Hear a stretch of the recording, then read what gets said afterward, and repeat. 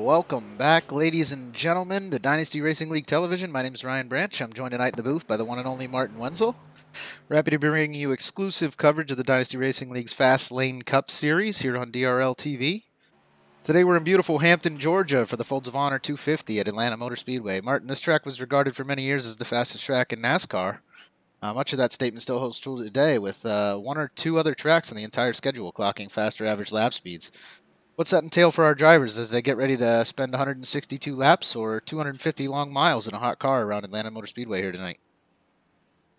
Well, they're going to be going fast, and this track is also very slick. And so they're going to have to be really playing with that throttle, playing with those brakes, and especially if you get a nice long run and those tires wear off. So this one's going to be it's going to be tricky. We're going to see how good these drivers are. Yeah, it's definitely going to play out a little bit different than Daytona did last week. We saw some restrictor plate action last week, last Tuesday night. That was exciting. Saw some drivers that, some we expected in the top 10, some we might not have expected. David Wright pulled out the awesome victory last week. Tonight's Yes, going to sir. be a completely different story, though. 1.54 miles here around Atlanta Motor Speedway. Like Martin said, the track is very slick, guys. Not easy to control the car. The Cup cars have a ton of speed here. I think average lap speed around this track is about 190 miles an hour, which is just crazy. I think the only track that really tops it on a regular basis is Texas Motor Speedway, and that's probably going to change next year as after the final race concludes this year, Atlanta will be being repaved for the first time. So that's going to be awesome to watch next year when we come back. But with the track in its current state, I know they've had to do some filling in the last few years just to make sure these tracks don't, the little spots on the track don't kick up any debris that's not necessary. The cars are a little slower than they were here 10 years ago, so kind of evens out the field just a little bit. But again, small track, these cars are not hard to control, or not easy to control, and great for some exciting racing. Yeah, I was doing some test sessions, some practice sessions, and I couldn't get the car around the track once during the practice sessions. Then I did the NIS, and I was able to actually complete 162 laps, led a few laps there. I think the weather was just a little bit cooler, actually, with the fixed weather. Now, with our league, we do the dynamic weather, so I think I don't have any temps. Let me see. Yeah, we do have temps right here. What do we got for temps? Track is 112 degrees right now, so that's pretty hot. That's I believe our crazy. We're winters. looking at partly cloudy right now and 83 degrees in Atlanta, and for the track to be that hot is just crazy. Yeah, partly cloudy means there's a few clouds in the skies. It looks pretty sunny to me. Yeah, it is. It is bright and sunny. And yeah, our winter series we did it in the trucks here, and the B split we had temps running up at that, and it was a really slick race. And when we got to the main series or the main race, it was a little bit cooler, and so the grip really helped. But this one's definitely a hot one, 112 degrees on the track, and so we're gonna see a lot of cars going turn 2, coming out of turn 2, and coming out of turn 4. Those are going to be tricky spots, and even the whole front stretch is tricky. Yeah, the thing here is you get all your speed coming out of the corner, so these straightaways are so important. But it's your exit that begins that speed going down the straight, and if you get into it just a little bit too late, your car tends to guide itself right towards that outside wall coming out of the corner, and a lot of drivers don't want to let off because it's going to kill your speed going down the entire straight. So that'll be interesting. Consistency is going to be huge tonight. See who can get on and off the gas at the perfect timing and get their car down to the bottom of the track in that apex and pull out of the corner at the right time.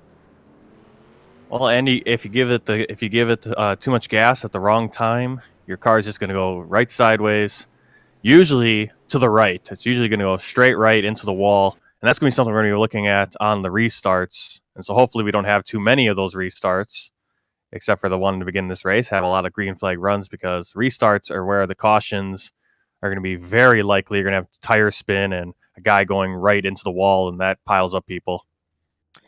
Yeah, I had the opportunity to race this just a little bit last week.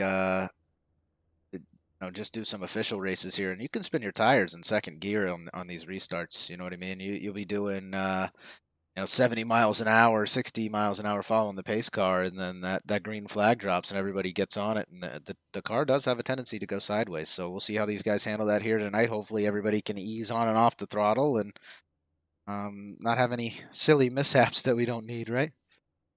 Yeah, during the NIS race, like I was starting in second place quite a few times, quite a few of the restarts, and it was, the leader would start taking off nice and easy, and the key thing was to just take off nice and easy with them, stay with them, don't try to pass them, don't try to get a jump, because if you try to get a jump, if you slam that gas down, you're going right into the wall no matter what you do.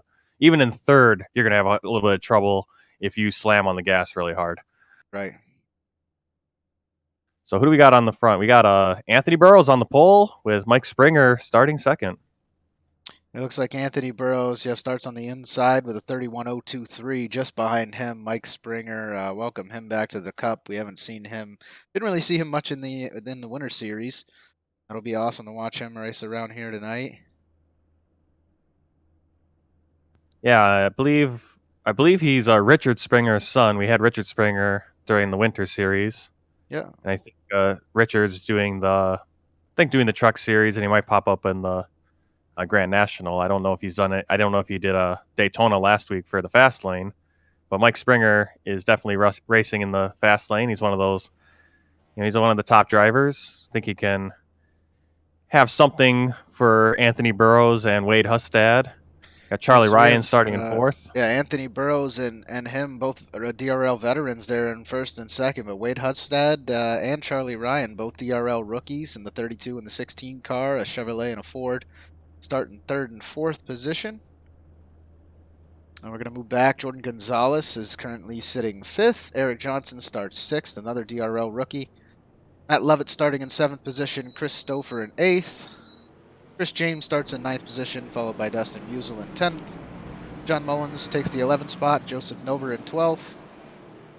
Brandon Dalton in 13th position. Daniel Hallis in 14th. Aaron James starts in the 15th position, and Joshua Wakefield starts in 16th. Dustin Eichert in 17th. David Wright 18th. Mitchell Briggs in the 19th position. Derek Pemberton in 20th with the 36.168. Looks like he purposely qualified a little slow to start in the back here. Clay Phillips starts in 21st. Adam Chapman in 22nd. David Wellborn 23rd. Josh Coppernall 24th. And Chad Presnall, did he actually make it through qualifying, Martin, or is he pulling up the rear of the pack there in 25th position? Chad Presnall and Getty Buckner will be having to do a stop and go, or a 30-second black flag. So they're going to be starting probably a lap down this race because they did not lay down a qualifying lap, which is the rule. All right, as the pace car pulls off, and we're going green flag racing here, boys. Looks like they're easing into it. Ooh, Jordan Gonzalez gets squirrely. Jordan Gonzalez. Oh, no. Right at the very beginning, Jordan gets spun to the infield there. It looks like we're going to no stay yellow green. flag. That's tough luck for Gonzalez. Yeah, very tough. Like I said, these cars will get squirrely even in second gear. I don't know but there's if 162 laps made there or not. Do you know, Martin? Let me check that out. Plenty of time for Jordan to get himself back into this one. He's not out of it by any means. Matt Lovett was able to avoid it. No contact there. It's just Jordan Gonzalez slided into the grass. So, yeah, he's got plenty of time. Last race, or the Grand National race, I started last place, got back to 10th over those laps. We only had 82 laps. Ryan Hesgaard got all the way up from 20th. He went down a couple laps at one point in the race and finished 8th. So, there's a lot of laps. There's a lot of time, especially in this Cup race with 162 laps. Yeah, definitely a little more laps to play with here tonight compared to last night. So it looks like Presnall has pulled in to take his 30-second penalty, so he's in the pits right now. Anthony Burrows is off to a nice quick lead. Oh, yeah. Running away with this race. We know how consistent Anthony can be, and that's going to play a huge role in tonight's race. Well, he just topped out at 194 miles per hour on the stretch, and then into the turn, gets down to 149. So you see what those turns do. You have to get really slow. You're losing about 50 miles per hour going through those corners. Yeah, which is crazy. If you get too close to that wall, it's not going to be able to. It's not going to be easy to hang out up there. But we know Mike Springer in the number 12 car. He likes to race up there against the wall, doesn't he, Martin? Oh, that's his father, actually. I don't know where Mike Springer likes to run. I haven't seen a lot of him. You know, he raced with us last season in the Cup Series and haven't seen him since. I think we saw him at Daytona and then today. So I know his father, Richard, likes to drive the high line. Well, maybe he Not gets sure. that from Mike. We know the young bucks are showing everybody a thing or two nowadays. So actually, Wade Hudstad, I think, is our oldest driver in the top three out there. I'm not sure of his age, but I know Anthony Burrows and Mike Springer, both younger guys, making a name for themselves here in the DRL.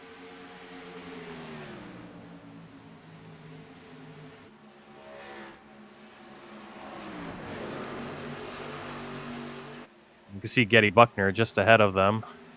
So he might be going a lap down at some point. The great thing about this track is that you don't have to worry about so much the draft. Daytona, you get out of it, you're pretty much out of it. Yeah, you Or can it's fight your either way back into the race here at yeah. Atlanta. Not that it's an easy thing to do, as Mike Springer does hang out across that wall up there. That might Ooh, be a little tire-saving tactic. yeah, little contact for Dustin Musial on the wall, a little scrape, not too much, but He yeah, does I lose a mean, you want position. to get as close on that exit. You want to get close on that exit to the wall, but don't want to hit it because that's going to do damage, slow you down, possibly even spin you out.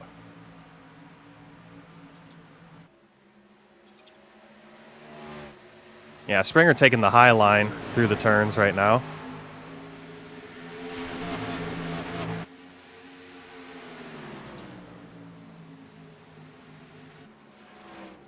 Yeah, I mean, that again, I think that's not only a tire-saving tactic. That's just how he prefers to drive the car. We know Anthony Burrows and how much work he puts in here, and he keeps taking that low line through the middle of the corners. So, if somebody was going to be saving tires, I would expect it to be him, since he can try to kind of control the pace of this race. But he seems to be diving it low, sticking it down there, and we'll see how that works out for him as this race goes on. I know it's only going to take, we're on lap 8 of 162 now, Martin. It's only going to take it 10 or 15 laps until the tires in these cars are hurting already. They're going to be at 90% tread, 10 to 15 in, and we're going to see, speeds in these corners lower significantly, which makes that Yeah. that corner exit all that much more important.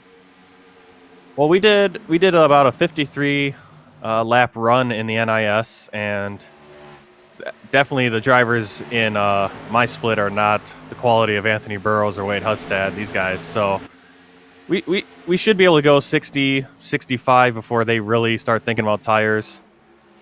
But that's all assuming that we go green the whole way.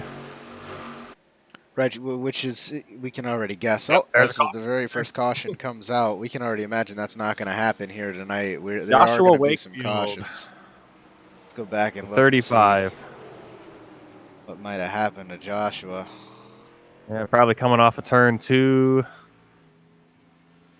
Uh, yeah, turn 2 just gets loose right in front of Chad Presnell. A little contact between them, and he goes hard into the inside wall. Go back and see if we can see what happened to him exactly. He comes out of corner 4 here. It looks like he lost a little speed as David Wellborn goes to the inside of him there, coming out of turn 4. Maybe not feeling super comfortable in that car right now. Dives it nice and low, has Presnell on the 55 right on him. Martin, he might have been racing out of his rear view there Oh, as yeah, he's he probably just pushing a starts to little too lose much, it. and Yeah, yeah, he he got in probably the pushed gas it a too little much and too lost hard. it. Saw the Yep. 55 coming right up his rear view mirror. You got to have a lot of patience in these cars, guys. There's a lot of Yep. good drivers out here tonight, and you just have to take your time. You can't race out of that rear view mirror. You have to do your thing and assume the guy behind you is going to do the right thing. So, Well, that happened yesterday for David Wright. I was coming up on him out of that turn 2, and he did the same thing. He just saw me coming, and he kind of gassed it a little too early, and that sent him squirreling down the backstretch and brought out the yellow flag. So you gotta, especially on lap 7, lap 8, you just have to give up that position and just be okay with giving up a position, losing a position here or there. we got Anthony It's Burrows better than comes wrecking off out. first, right across the yellow car. Who's that? Bright yellow. Somebody got snuck out of the pits there, right in front of. Somebody snuck Well, out that'd of be the Mike pits in Springer, front wouldn't it? of Wade Hudstad. Yeah, Mike Springer, Butterfinger car. Awesome. So Springer gains a position there on pit road. Good work by him. Gets out in front of the 32 of Wade Hudstad.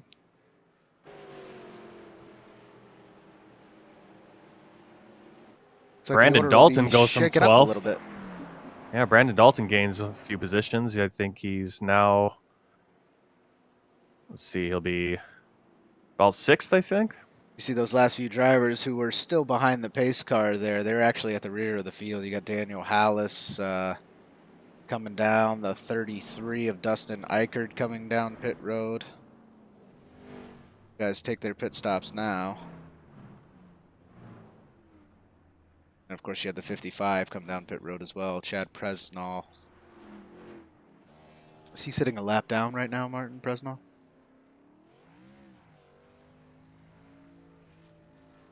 I think he might have lost a lap there now. Yeah, he pulled in for that pit stop for that 30-second penalty for not qualifying.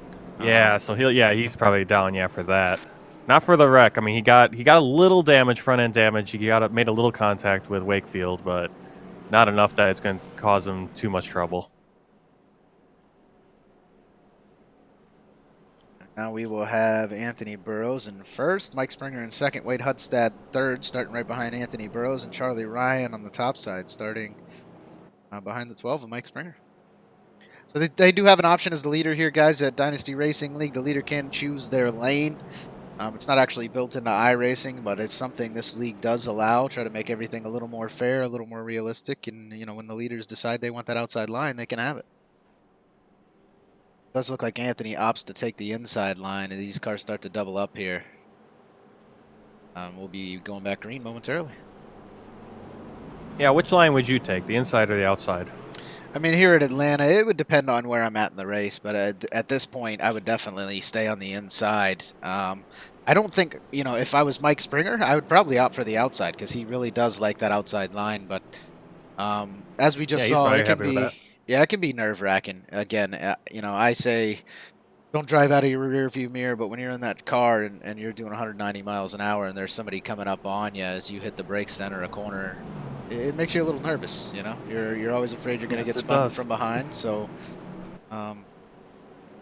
having that inside line and being able to just get yourself out there free and clear in front of everyone and not have to worry about another car right on top of you is good. Well, it's nerve-wracking coming into these corners when you're behind someone too, because you never know how much they're going to check up versus you. Maybe you have a little bit more grip. Maybe you feel more comfortable in the corners than they do, and they take off. It happened to me in the NIS. It's like I had a ton of speed, and the guys in front of me were really slowing down going into the corners. They were really not comfortable with it, and sometimes you get a little tap. Sometimes you rear end them. As we go back green. And Anthony Burrows in the 62 again, out to a nice quick start there. Mike Springer in the 12 looks like he follows just behind. Hudstad lost a little bit of speed there on that restart. Little squirrely. He's going to fall back to, he's going to battle right back in the first corner at Atlanta. Yep. Looked like he might fall back to fourth, but he's actually going to slip right. Yeah. He's going to continue to race just inside. There we go. He gets past the 16 and Charlie Ryan takes his position back. These guys don't want to fight each other too much. He knows that Hudstad has the speed, so 16 just lets him get around there and continues to make his way around the track. Yeah, Hudstad dominated the Grand National race. 56 laps led, I believe, and basically it was a battle for second between Zach Wettstein and J.R. Hager that whole race. Well, the 16 of Charlie Ryan goes right back around Wade Hudstad. Looks like he wanted the position a little bit more. Maybe he just had the optimal line, but we'll see as this race continues how much of a battle there's going to be between those two cars as Hudstad's right on his bumper. Yeah, that definitely happens. I mean, a guy can just make a slight mistake. Maybe he just goes slower through the corner, takes the wrong line, and maybe you just get a little bit more speed, and you'll take that position, and then next lap the guy will go low, take his optimal line, and take it right back. Yeah, that corner exit can just affect your lap time so much. But again, we're only lap 16, so people got to be thinking long way to go. Only 10%, 1/10 of this race gone. So as we move back in the field here, Chris Stouffer in the 07 and Eric Johnson battle for 5th position there.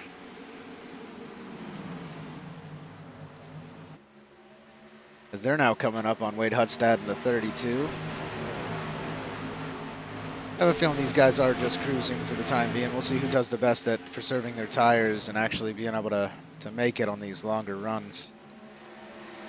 I'm one of those drivers. I come out real quick. I come out of the gates, I get a few passes in, and then I start to lose a position or two as time goes on. So I just feel much, much more comfortable in the car when the tires are good and much less comfortable when the tires aren't. So some Yeah, I'm people the race opposite that here. way, and yeah, some people like that long green flag run. So Yeah, in Atlanta, it's like I'll lose the positions early, and then later on in the run, and it's not that I'm saving tires, it's just I cannot drive it as fast as these guys can drive it. But then later in the run, it seems I'm able to keep a little bit more speed than other guys with those worn out tires. yeah, the car just So I comes can to you a get back little to your bit position. Yep. better. Yep. And then then I go in the pits and get new tires, and I forget how to drive the car again because now suddenly you're on fresh tires. Because it's a whole different game when you're driving on 50 lap tires versus fresh tires. Got the 40 Pennzoil car there of Joseph Nover. Awesome paint scheme he's running. Pennzoil. Just behind the 82 of Chris James in the Coors Light car. Some of these guys even have custom schemes just for their racing team or the league or whatever. We go back to Jordan Gonzalez, the individual we saw kind of wreck on that very original restart there in the 9 car. He runs his team paint scheme. Yep. The number 9. Any more awesome schemes you've seen so far this week? I think we got Daniel Hallis there in the 72. He's in the Northeast Ohio Yeah, still got the Ghostbusters Northwest car. Well, David Wright switching up from his Daytona winning car. Now he's got the teal and black and gold. His Triad Computer Works, I believe that was, or Triad Computer Yeah, Works. Triad Computer Works. Yeah, it definitely change of color. He likes that that pastel. Yeah, he goes like Color orange. swatch, He's doesn't got he? the orange and teal, pink. Yeah, he likes those pastel kind of colors. Kind of See that 90s look. Derek Pemberton in the Dr. Pepper 81. Derek doesn't seem like he's having as great of a night. I just saw him blink in and out there. Yeah, he's Is he having some having? blinking issues. Is he? All Yeah, right. he's been having blinking issues. I saw that during practice. So he might be just hanging back right now, hoping that clears up. Oh, his car gets just a little bit squirrely coming out of 4 there. Again, you get back into the gas a little too fast on these things, and that car gets away from you real quick. So. Yep. Whoa, the leaders. Go back to the leaders. We have a new leader, Mike Springer and Charlie Ryan in second place. Anthony Burrows has fallen back to third. Yeah, both of them passed Anthony Burrows. I don't know if I see any damage there on Anthony's car, but he definitely lost some speed. Again, he's a very smart, consistent driver. He might be saving tires a little more than these guys, but we know Mike Springer likes to take that outer line, so maybe that's paying off for him, Martin. After, what have we had, another 10 or 11 laps here of green flag action? Getting there. Yeah, lap 18. He just gets past in a turn 2. So as soon as we started going back in the field, that's when all the action started happening on the front. Of course it did. Leave it to me to miss all the good action, guys. Yep. And now I'll hang out up here on the leaders and nothing will happen for a good 20 minutes. It's always exciting to see green flag action here. These 1.5-mile tracks can be so hard, and normally the first one comes out and it breeds 2 or 3 others. So John Mullins pulls down pit road. What's going on with Mullins there? He's on his way off of pit road now, so.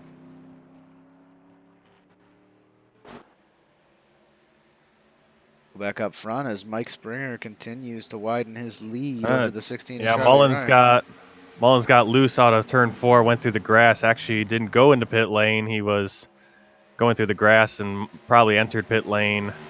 He was forced into pit lane by gravity. Yeah, he went into pit lane. He should have just stayed in the grass because then he wouldn't have gotten. I think he's going to get a penalty now for that. Not sure if the race control will clear that or not. Haven't heard anything over the radio, so we'll see. Still have Mike Springer in that number 12 car. He is continuing to widen his lead here as Anthony Burrows goes inside of the 16 of Charlie Ryan, takes that position back. Ooh, we had both of those cars got squirrely there as they're now riding high against the wall. Anthony's kind of changed his lineup a little. I wonder if he saw something out of Mike Springer there, and he's now adjusting accordingly.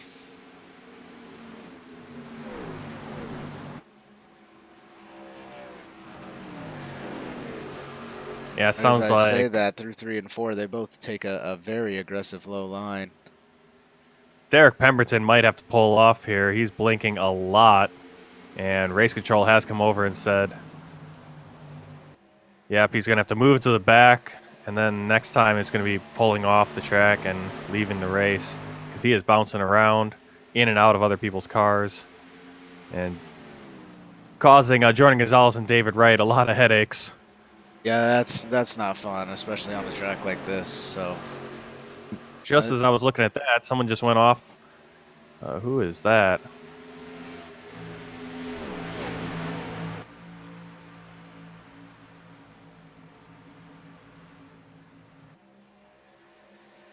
Oh, Adam Chapman on the backstretch lost it. Went to the wall, no yellow flag. He's going to be going into the pits probably. You see Chapman in the pits? I see Derek Pemberton now in the pits. I have not seen and Chapman pulls in the pits just now. Yeah, he hit the wall hard. John Mullins going into the pits probably to serve a penalty for sliding into pit road when he went in the grass. Guess he didn't try to peel that black flag. Look at current driver info of Mike Springer here. He started in second position on the outside line just outside Anthony Burrows, and he now runs in first. He only has an I rating of 32.27. A good 1,000 to 2,000 below some of our other, really good drivers in this series. So awesome to see him come out here and drive the wheels off the car, if you will.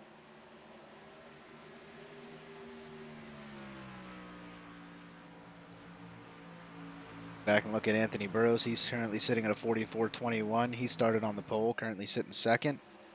Wade Hudstad's at a 57.22. Started in third, maintains that position now.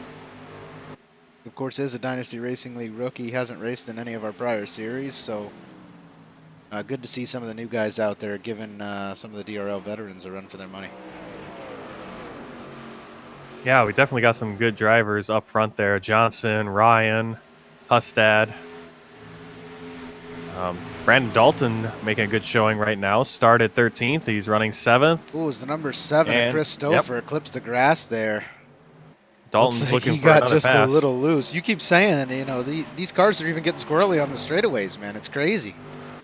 Oh yeah, you have to just feather that throttle, and you can sometimes just feel that back end coming out. And as soon as you feel that, just let off the gas. Let off, because if you do anything else, you hit a brake, anything, you're going sideways, you're going all over the track. Just try to hang on, let off the gas, give up the position.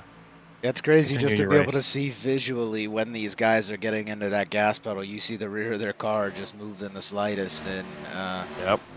how hot is the track right now, Martin, down there?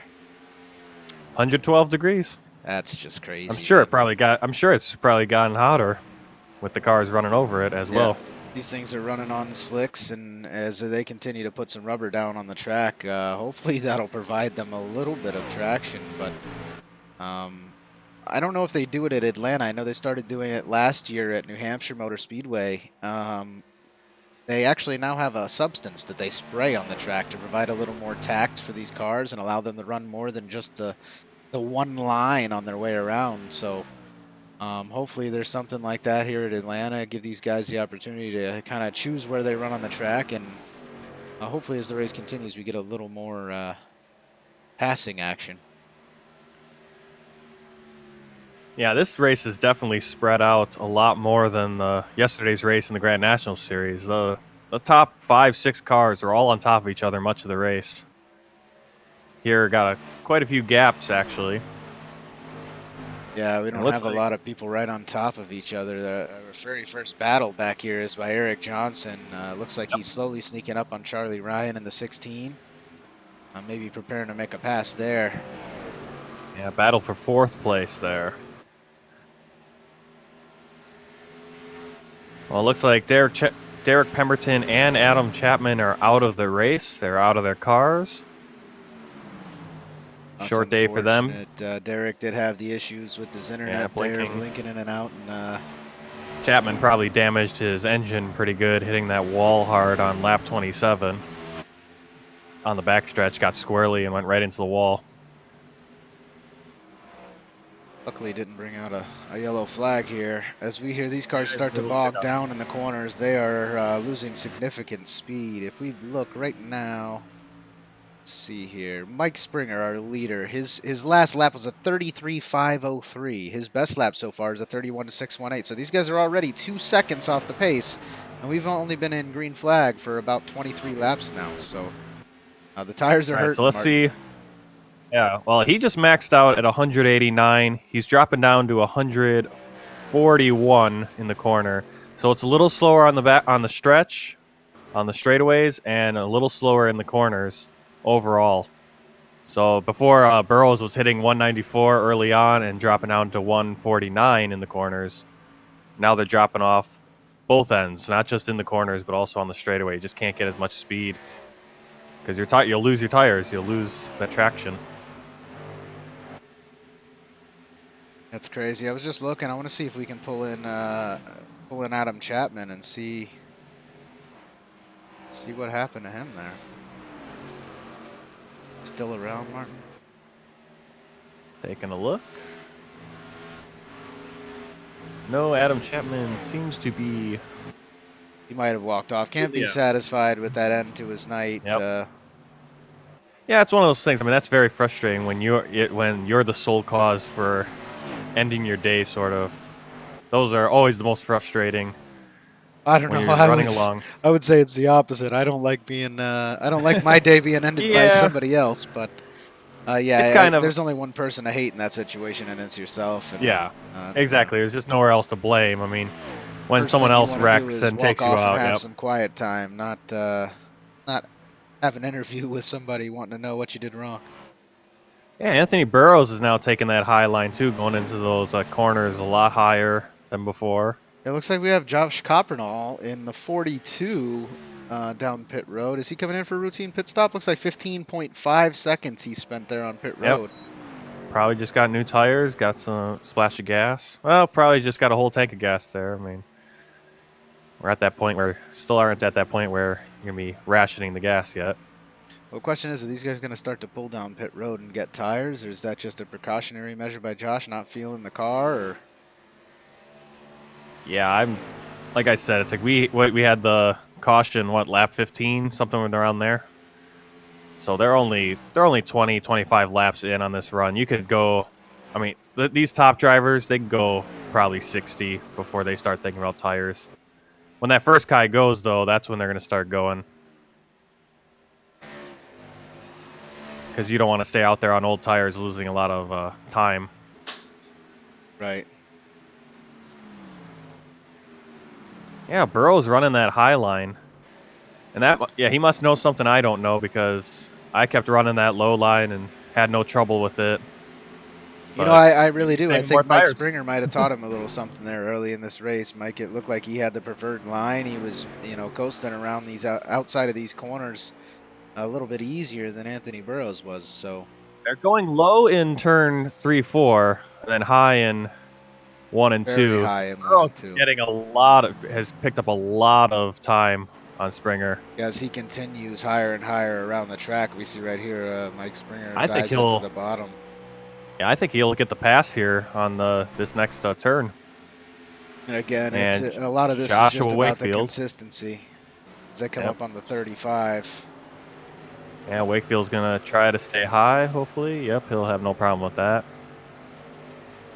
And Burrow's going to try to make a move on this front stretch. Oh, Mike Springer gets he'll a little get bit it, first squirrely as place. they come across the start-finish line there. And the 62 of Anthony Burrows takes the low route.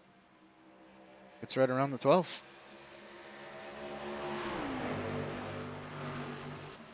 It's the patience of Anthony setting in. He just slowly fought his way back up there and makes a clean pass.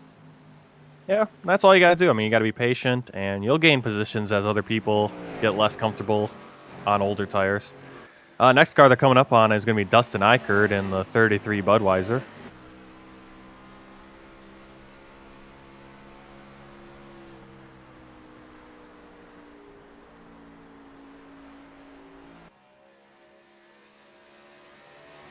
Still a battle for 4th place between Eric Johnson and Charlie Ryan. They're really pushing each other.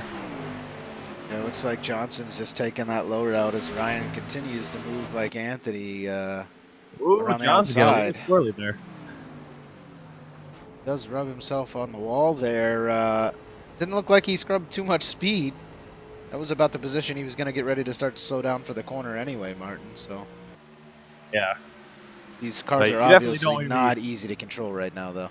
you don't want to be going squirrely into the corner, though. That's not the most comfortable position. The corners are hard enough as it is.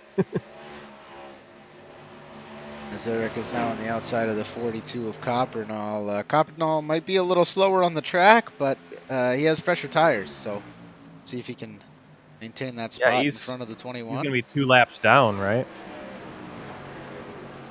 2 laps down, he went in, but yeah, he's got a little bit fresher tires. So he's going to try to stick with Charlie Ryan here passing Wakefield because he's going to have much better tires. But he is slower than Eric Johnson. Johnson's coming up right on his bumper here. Oh, Charlie Ryan. The 16 into the wall. Ryan rubs all along the wall there, just behind him. Who's that just behind him? Wakefield stays off him. Yeah, the 35 of Wakefield's. Brandon Dolnian goes inside at him. Stouffer moves into position. Yep. Charlie Ryan was Stouffer doing gains very that position, well 5th early place. in this race, and it seems like maybe he drove the car a little bit too hard. He's having a lot of trouble keeping that car straight right now, Martin. Yeah, he's going to have to get a little bit of repair work. I think he'll be okay. But that might hurt him in the long run. Headed for a win, but I think he's still finished top 10, barring any more mistakes like that. There's a long ways to go here, Martin. We are not yet a third of the way through. The 162 laps are going to run here at Atlanta tonight, so a lot can happen in that amount of time. See the 12 of Mike Springer. Just passes another David lap Wellborn. car. There's a lot of lap David Wellborn traffic just out got there. into the wall a little bit. A lot of lap traffic right now. Big spread of speed on the track right now between these top guys and some other guys who just aren't as comfortable at Atlanta. Atlanta's a tough track, and it's very slick with the sun beating down on it. You see Anthony Burrows now has a very, very large lead. You were looking at 6.5 seconds ahead of Eric Johnson, who's in second position. Yeah, you have Mike Springer and Wade Hudstad in the 12 and the 32. Both of them came down pit road. Yeah, Burrow's going to be pitting this time. Okay, so they're going short runs here. Oh, man, this is about probably 30, 35 laps. They're not going to drag it out too much. I guess that's the difference between having overcast skies and the sun beating down is your tire's going to wear out. It gets a little bit slicker. Like Mike Springer spent about 15 seconds on pit road, comes out, followed just behind by the 32 of Wade Hudstad, spent just over 15 seconds on pit road. Yeah, and I believe, though, that timing does not start or starts immediately as they hit the box, so it's not a... Yeah, that's how long they it might see pit stop. Yeah, it might see a lot longer than in real life, but that's just the difference in timing, actually. Not sure if anyone can get their pit crew to operate as quick as... Anthony Burrows spends 15.4, so out of the three guys in the top three, Anthony was definitely the slowest there on pit road. Why is his name slipping my mind? Who won Atlanta this both the Xfinity and the Kevin Harvick Cup race this weekend? Kevin Harvick. Yeah.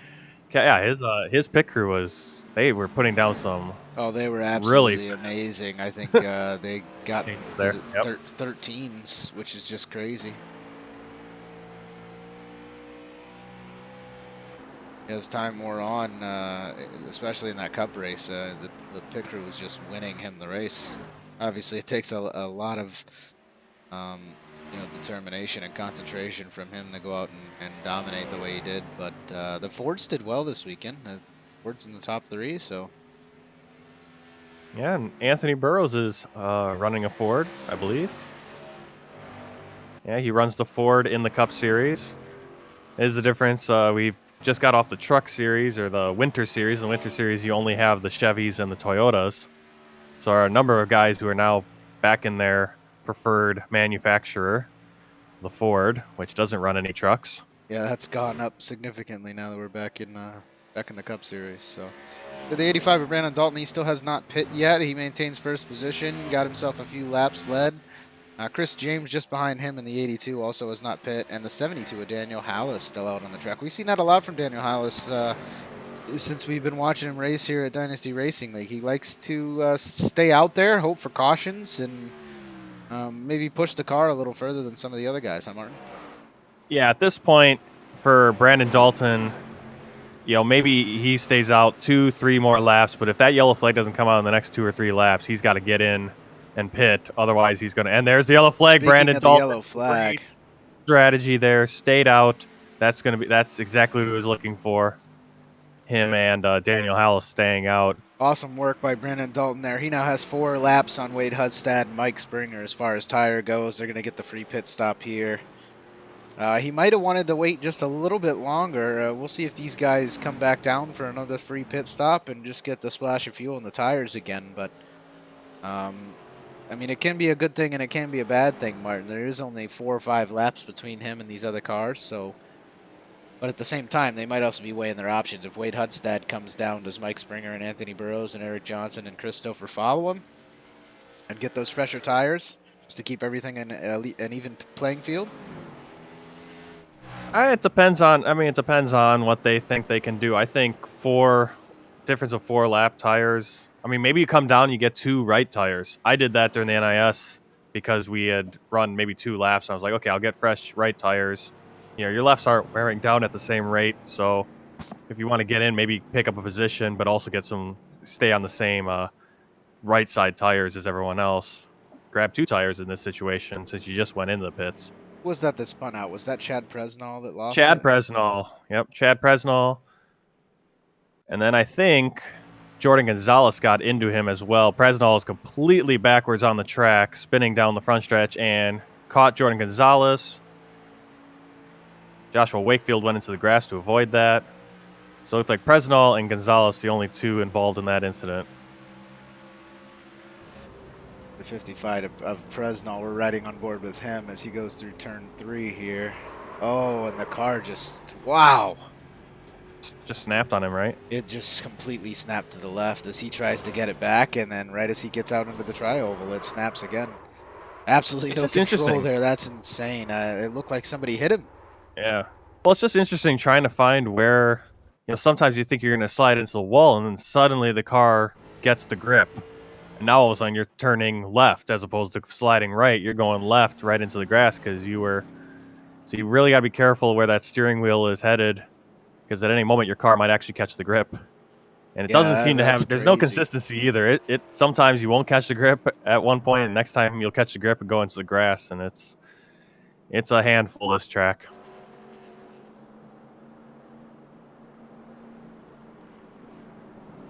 All right, Jordan Gonzalez heading down pit lane now, along with David Wellborn. Getty Buckner is going to stay out there. Matt Lovett, Joshua Wakefield, Dustin Eichard.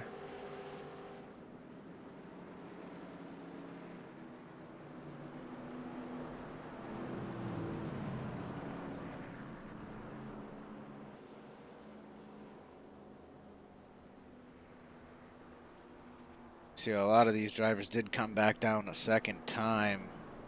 Anthony Burrows, Eric Johnson, Mike Springer, Chris Stouffer, all 4 of those drivers decided to come back down. Wade Hudstad as well. All 5 of them came back down pit road to freshen up again. We did have Matt Lovett, Charlie Ryan, Aaron James, David Wright, Mitchell Briggs. Looked like all of them decided to stay out. So see if Matt Lovett. Well, I think Matt Lovett will end up in first. Evie will as well, Martin.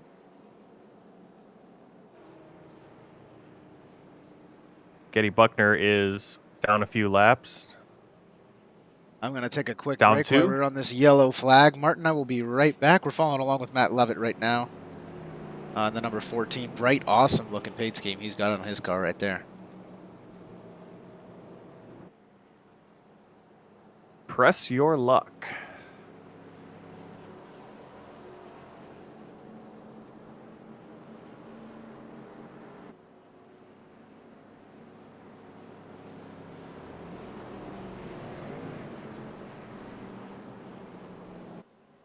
right, Getty Buckner will get the wave round. And it looks like Matt Lovett's going to get the wave round. Okay, that's interesting. He's in 9th place, supposedly, but I guess he must be a lap down. Yeah, he's at the back of the field. Most of the field getting waved around in front of Brandon Dalton, who's in 1st place.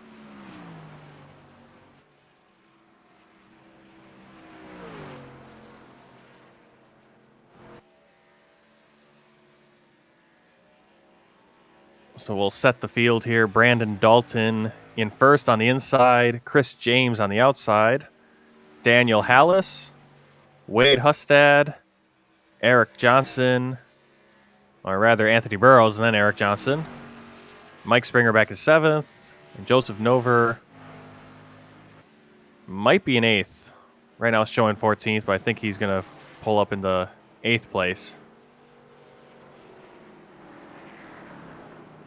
No, he's a lap down, actually, so he's in 14th.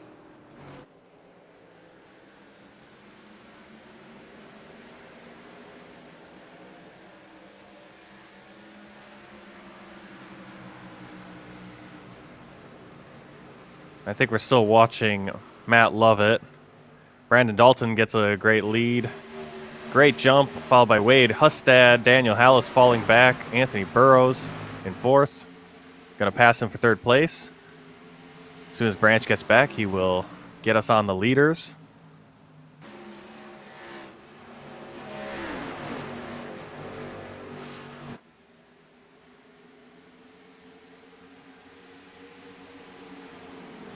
Sorry about that, folks.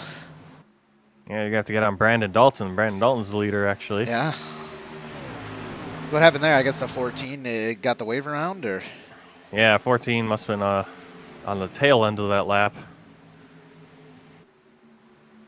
Yeah, so Brandon Dalton maintains the lead. Wade Hustad actually gained, I think, 2 or 3 positions on the restart. Anthony Burrows as well. Daniel Hallis falling back to 4th after restarting, I believe, 3rd. Where did Chris James go? Chris James was restarting 2nd. Chris James is falling back to 7th. He restarted 2nd. Did he stay out? Chris James did not stay out. Yeah, I don't know why you would stay out if you didn't get tires, you know, 2 or 3 laps earlier. Matt Lovett, Yeah, Charlie Ryan, and Aaron James, and Mitchell Briggs stayed out. Yeah. David Wright stayed out. He's 9 laps in on his tires currently. Joshua Wakefield in the 35. He's 14 laps in. And Dustin Eichert is 12 laps in currently in the number 33. Chris James just not a good start there, I guess. Just doesn't have the speed of Eric Johnson, Mike Springer, and Anthony Burrows. And Wade Hustad is now in the lead. 32 Wade Hustad gets around Brandon Dalton in the 85 there. Awesome scheme Brandon's running. Looks like he has like a black and white American flag. Very cool. As he gets passed by another driver, Anthony Burrows in the 62 puts a slick move on the 85 there. Gets right up to the bumper of the 32 and makes another Burrows move to the go inside by of him. for the lead. Yep. Mike Springer also climbing back up. Looks like we're going to have Burrows, Hustad, and Springer once again in those top 3. Pretty soon, at least. See the 32 there of Wade Hustad takes the high line. The 85 of Brandon Dalton. Looks like he was trying to make a move on the inside there. Going to be interesting how bad Mike Springer wants this position. He does like to run that outer line. But I don't know if the 32 of Hustad's going to let him.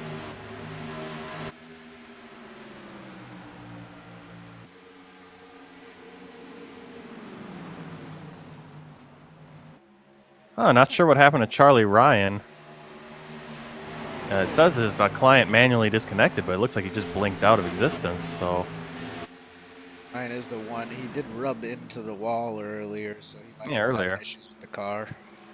Yeah, but he didn't pull off. I just looked at the replay, and he didn't pull off or anything. He was just driving and then disconnected, so... I figured that's like maybe he just wasn't satisfied, but Yeah, normally doesn't look like a that's manual disconnection. yeah, normally that That looks pulls like up a as throughput falls yeah. through, but All right, so we got Burrows, Hustad, and Springer, top three. Looks like Mullins is also having issues with his connection, and he's pulling off, and he's out of his car now. So we're losing a few drivers with connection issues. I guess you could kind of look at that as mechanical issues in their car, like in real life. You have guys come off with engine problems and torn up tires and yeah, stuff happens every week. As real as this simulator is, you will not blow a tire randomly while you're driving around in the car. The yeah, thing you'll that'll just blow your really internet slow your connection. car down is actually hitting a wall forcefully or another car. So Yeah, one so thing that would be very typically, difficult to add into a simulator, and how do you do it without just a random number? And what if it hmm happens to the same guy 3 weeks in a row? So that is not something currently in the simulator. Who knows if they'll find a way to add it at a later date? But yeah, yeah, you I can don't kind of know look at if those connection issues like like that. Yeah, that stuff happening.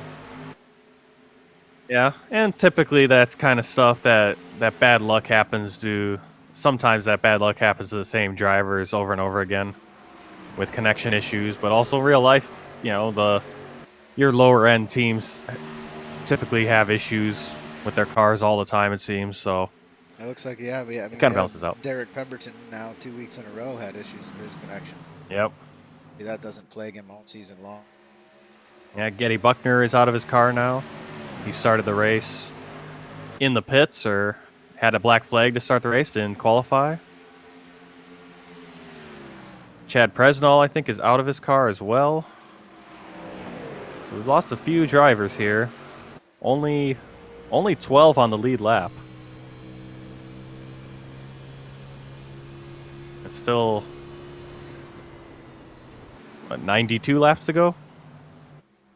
On lap 70 of 162 here at Atlanta. Been a little cleaner than I expected tonight. What do you think, Martin? Yeah, so far it's been the cars have been going off have been connection issues and single car, rubbing the wall, going down, getting damaged. That was what happened to Adam Chapman, hit the wall hard on the inside wall. Both he and Pemberton left at the same time. Connection issues for Pemberton. Chapman had heavy car damage, losing control on lap 27 on the backstretch. But yeah, otherwise hasn't been a lot of big issues. Haven't been a lot of multi-car wrecks. We've had 2 cautions so far, and it's all been single car issues. Some interesting battles back here. Currently for the 5th position and the 7th position. You got pretty tight group here. Oh, wow. That was crazy. What's that? Man? The bright blue car must be a couple laps down. I don't know who that is. Just behind Daniel Hallis there. Got a little Dustin bit Musial. squirrely in the Bud Light car. Yeah, he almost lost it. So Yeah, Chris James and Chris Stouffer battling. And Daniel Howell is still right with them as well. yeah, well, you did have the battle there. Daniel Hallis just lost 3 positions. The 72 of Hallis is falling back significantly. The 21 of Eric Johnson took him a while to get around Hallis, and then it kind of looked like a freight train came through. The 07 of Stouffer makes the easy pass. The 82 of Chris James makes the easy pass. And 72 moves back to 8th. I wonder if Hallis is the same situation where he feels more comfortable as the tires wear in. Because he's lost a lot of positions since getting completely fresh tires after that caution. Has Martin, right with all these other drivers, he's got 17 going on 18 laps on his tires. Need for him to lose as many positions as he has, but we did see him start to move towards the front at the end of that last green flag run, so we'll see if he can do the same here this time. Yeah, for position, he has to hold off Matt Lovett. Matt Lovett's a little bit further back. All those cars passing Hallis right now are lapped cars. Yeah.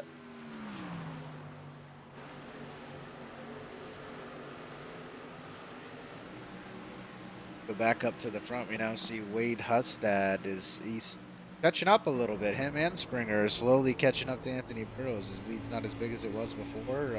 His last lap was a 33 126.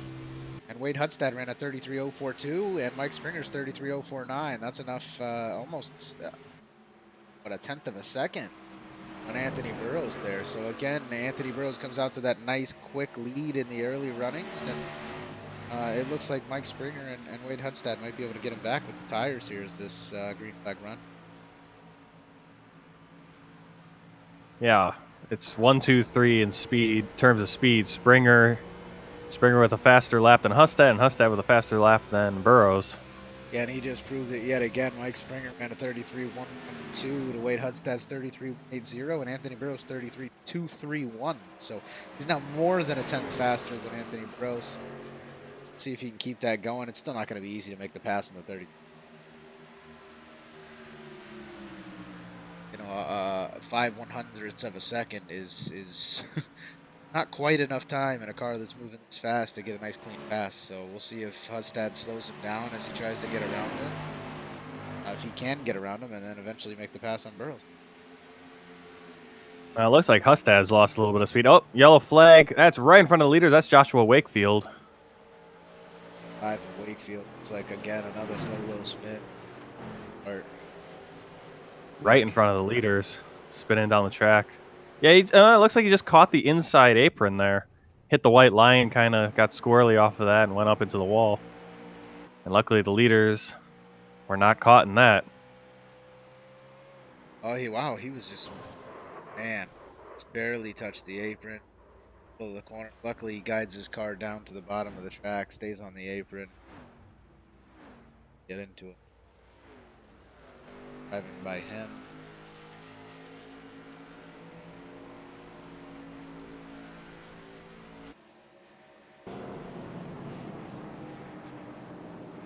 Pit entry here, and watch all these guys come down.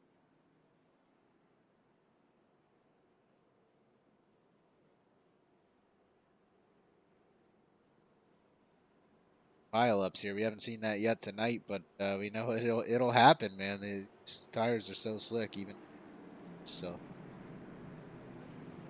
Pretty much everybody but lapped cars comes right down pit road. Problems on the entry here, and we'll see if Anthony pick up any of the time. Historically, I mean, what we've seen so far, Anthony hasn't had the fastest of times on pit road. So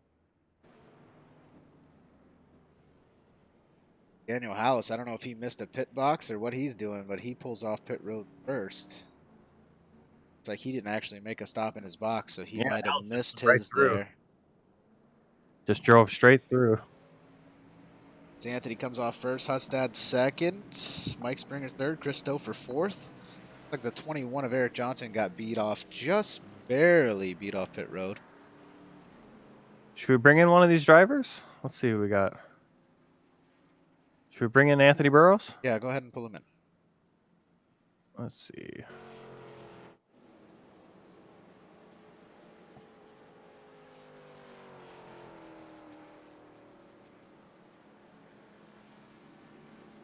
Hey, Anthony, Anthony you Burrows, you got a copy? Yep. Yes, sir. Hey, man, you're doing amazing at the early part of these runs. Looks like you're getting a nice lead on these guys, and then they're slowly reeling you in. How tough is it out there? How quick are these tires wearing down? They wear extremely fast.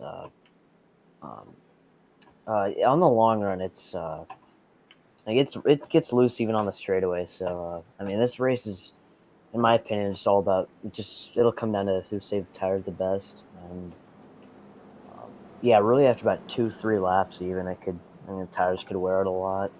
Yeah, we've seen some guys just their car completely snap to the side with nobody around them. It looks like they get hit in the rear end. It looks absolutely crazy. Got 112-degree track temperature out there. So, as this moves into the late afternoon, hopefully it cools down a little bit, gives you guys a little bit of breathing room. I know it can't be easy to control the car. Looks like Go ahead, Martin. How long of a run are you looking at on your tires? Green flag. Because I know in the NIS we did about 50 before people started going in. So how long are you planning? I think 35, 40 laps. I think that's around what I ran during that first green flag stop, or that first green flag run we had. So, yeah, 35, 40 laps is what I think. Yeah, we had a Get couple run the guys tires. stayed out until that 45 lap point. They got lucky with the caution coming out, but might not get as lucky later in the race. Best of luck to you, Anthony. Hopefully, we'll be interviewing at the end, and keep staying consistent out there, man. It's been fun to watch so far. Thank you.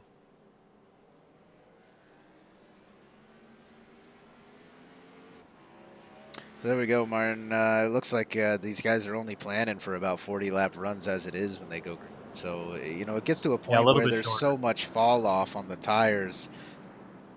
Even though they still have fuel in the tank, they don't want to keep their car out there any longer because they're losing close to 3 seconds on lap times by the tires wearing down at that 40 lap point.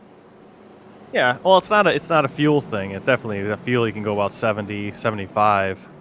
And so it's all about the tires, and it's all about when that first guy decides to go in. So, if Anthony Burrows decides to go in after 35, if you don't go in, you're going to be in trouble because you're going to lose a lot of spots. You got to be hoping that yellow flag comes out like Brandon Dalton was doing. Because sure, you could stay out. You could probably push your car to 60 laps, but you're going to be going really slow compared to Anthony Burrows, who is now on completely fresh tires. Right.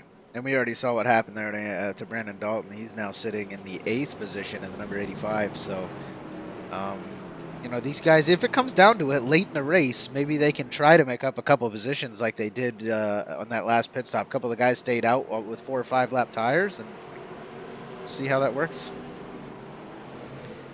Well, I'm These guys wondering if take the anyone's green going to take flag. 2. Wade Hustad again in the 32.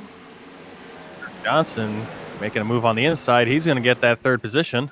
Easily collects the 3rd position. We'll see if Mike Springer has enough momentum to stay in front of him here. Crazy jump there by the 31 of Eric Johnson. Awesome move put on by him. Or the 21, I'm sorry, of Eric Johnson. He started 6th position, is currently sitting 3rd right behind Mike Springer.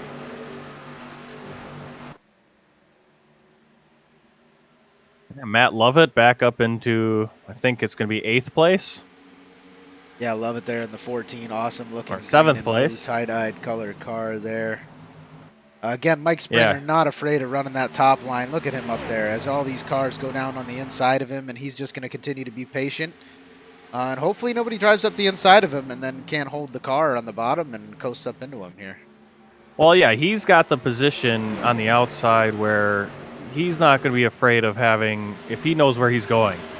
The hard part is when you're the guy on the bottom line and you need to kind of sharpen that turn so you don't go up into that outside car. Because usually on that turn you're gonna kind of hit that almost rub that outside wall if you're taking that turn, ideally. But if there's a car there, you have to bend your, make that turn a little sharper, and that's when you can get a little loose and turn sideways. Yeah, the tires start to get away from you in the back end, and but I know Mike Springer, he's comfortable. Like I said, very comfortable up there. Eric Johnson did move up into the 2nd position, but I expect, just as we've seen the rest of this race so far, for the 12 of Springer to slowly reel these guys in as this run goes on. You know, have the 07 of Chris Stowe starts to dip his nose down there. It makes you wonder if he's going to try to make the pass. Well, Springer's got a good strategy there because, like I said, he's on the outside. That's going to force someone to have to pass him on the low end, and that low end is where you can get a little loose because you're going to have to really the nerves make that get the turn best sharper of you down there. because your car's naturally going to want to coast up towards the wall. But if Springer's car's there, you're not going to want to slam into him because that's going to take both of you out. And there goes Stouffer shows it in the Hooters 07. At this point, this is when you're going to make those passes, too, is when you still have the fresh tires. But it's going to burn off a lot.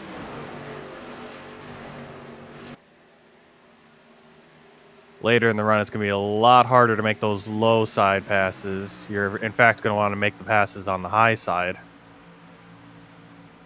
Yeah, and the Springer continues to just take that higher line again as Ooh, this Wade flag Hustad run continues to go. No doubt in my mind that Springer will continue to gain time on these guys. Yo, And 7 Hustad's still pretty doesn't look slow. like he can get clear of the 12. Hustad might have slowed him down on the inside, but then he Yep. coasted up and kind of slowed the 12 down on the outside. So Hustad's taking up the whole track right now. Not really letting these guys around, but at the same time, I don't think they're really trying to take it yet, Mark. We're only 88 out of 62, just over halfway through this race.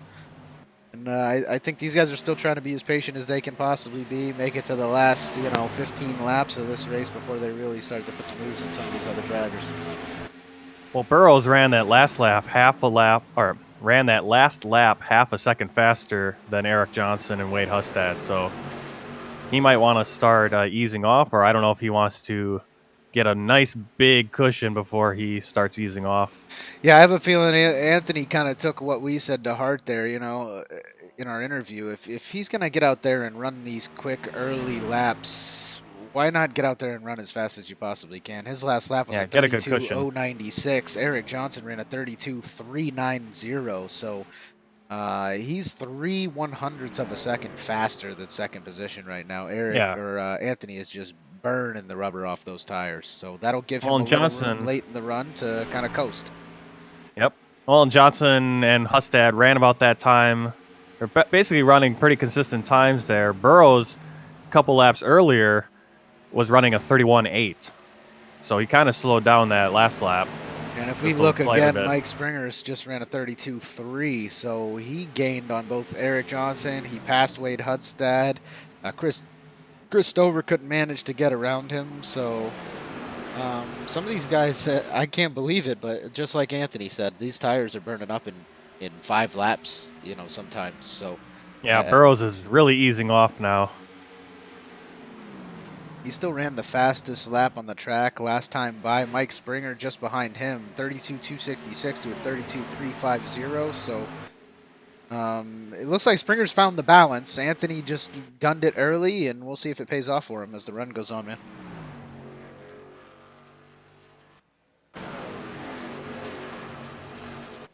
Like I was saying earlier, guys, the rear view mirror driving, it's definitely easier when you're out there and you have that, good. What does he have right now? A 2.3 second gap behind or in front of first place. It eases the pressure. The track doesn't get any easier to drive, but it feels like it does. So.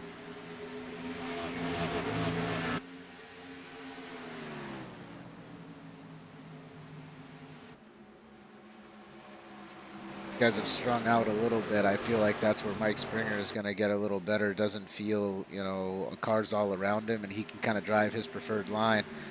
Saw the 07 of Chris Stouffer got a little bit squirrely coming out of the corner there as the 85 of Brandon Dalton comes right up on his bumper. Wade Hustad continues to fall back a little bit. I'm watching Chris James and Dustin Musel battle for 9th place. Yeah, Musel looks like he got himself back on the lead lap, which is awesome there in the 22 Bud Light car. He was passing some guys earlier. That's a real battle for 9th. Down to the inside there. He's going to hang on to 9th. Chris James trying to get by, but... And actually, they're coming up on Aaron James now. The 22 falling back. Wiggled just a little bit, so it'll be interesting to see if the 22. It looks like him and the 66 are kind of running the same line, where the Coors Light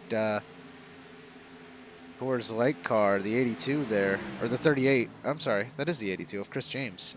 Yep, 82. Looks like he was taking a little bit higher line in 1 and 2. Yeah, he was trying to pass Musel on the outside and seemed to have a chance at it one of the couple laps ago, but now has fallen back in this pack of 3 cars. Go back up towards the front. There is a couple packs of cars. It's a single file line for the most part, but the 32 of Wade Hustad is still right up on the bumper of the 12 of Mike Springer, who's also on the bumper of the 21 of Eric Johnson. Anthony Burrows, I hope he gave himself enough of a lead, because these guys are fighting and they're ready to take that second position, and later in this race they'll be ready to take first away from Anthony. Well, the times are really slowing down. That last time for Burrows, 32.964. Eric Johnson, 32.932, so a little bit faster. Mike Springer, 32.902, a little bit faster there. But they're about to get to that 33-second mark. Anthony. But, Martin, if we have a late late yellow flag or a late green flag pit stop here, I don't know if anybody's going to be able to catch Burrows. He's on fire in the early part of these runs. Yeah, well, he gives himself a cushion. That means those guys have to burn their tires up to close that gap before they can even pass him. And then he can always, at this point, maybe he's starting to save now. And with that cushion, he can afford to let it close a little bit. And then when those guys get close, he can press the gas again and pull away maybe. Well, it makes me wonder, too. I mean, we've seen some awesome driving by Eric Johnson. He's moved up through the field quite a bit. Hudstad and Springer have been hanging out in second and third, or third and fourth all race, pretty much. Do you think either one of those guys has what it takes? I mean, they've been taking it easy, and the question is, do they like driving that way, or are they just saving tires? Will they have what it takes to actually stick with Anthony Burrows if it comes down to a 10-lap shootout? I think 10-lap shootout, that's when we're going to see what these guys have. Because right now, it is still so early that people are just saving their tires, waiting for opportunities. There's no need to burn your tires off and then get squirrely and wreck your car on lap 98. That sounds like something I would do if I was out there on the track. As the 12 of Mike Springer there goes down under the 21 of Eric Johnson, makes the easy pass. Yeah, we don't have stage racing, so you're not going to see a ton of aggressiveness, or you shouldn't see a ton of aggressiveness at this point. Well, again, bunched up, Springer, Johnson, and Hustad. Hustad nowhere to go now. Kind of stuck behind both of them, slower in front of him. Yeah, but without stage racing, you're not going to see, shouldn't see a ton of aggressiveness in the middle of the race.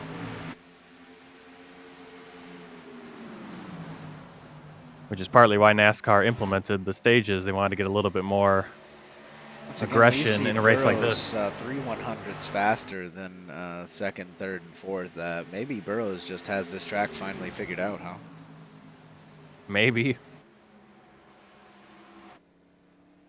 He continues to just cruise up there in the first position all by himself in no man's land. Next closest car over 4 seconds behind him. That's Mike Springer in the number 12. Looks like he can't complete the pass on the 21 of Eric Johnson. He keeps sticking around down there. There we go. As he finally pulls up in front of the 21. Kind of awesome to watch the different lines these guys are taking. Not that it was exactly 3 wide, but it almost looked like 3 wide racing there a couple laps ago with the 32 on the inside, Springer on the outside, and the 21 down low. So they're using the entire track to try to improve their lap times and catch up to Burrows. All 3 of them had around the 96 of David Wellborn, who's on the outside line there. Wellborn currently sits in 19th position. Hustad trying to make a move on Johnson. Oh, we'll fall back again. Wellborn is currently 13 laps down. Jordan Gonzalez in the number 9. He is 9 laps down. Josh Coppenall in the 42 is 4 laps behind in the 17th position. Dustin Eichert, number 33, he's 2 laps down. Got a pair of cars, Joseph Nover in the 40 and the number 6 of Clay Phillips. Those guys are a lap down currently. Clay Phillips wouldn't get the lucky dog. And 13 drivers on the lead lap with Mitchell Briggs in 13th. Daniel Hallis in the 12th position. Chris James in the 82 and 11th. David Wright in 10th in the number 44. Aaron M. James, the number 66 car, currently sits 9th. Dustin Musial in 8th.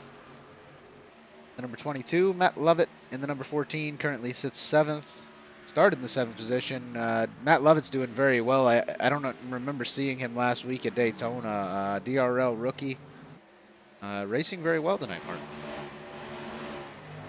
Yeah, as Tater said, the race control, he said this is the beginning of the real season, Atlanta. Daytona is kind of a different animal. Yeah, not that last week wasn't the beginning of the season for real, but definitely a completely different track than 90% of the tracks in the NASCAR circuit. Yeah, now you're starting to get into the real meat of the season where you're going to have Atlanta, Las Vegas, Phoenix, stuff like that. Daytona and Talladega are the big spectacles, but these are your meat and potatoes, so to speak.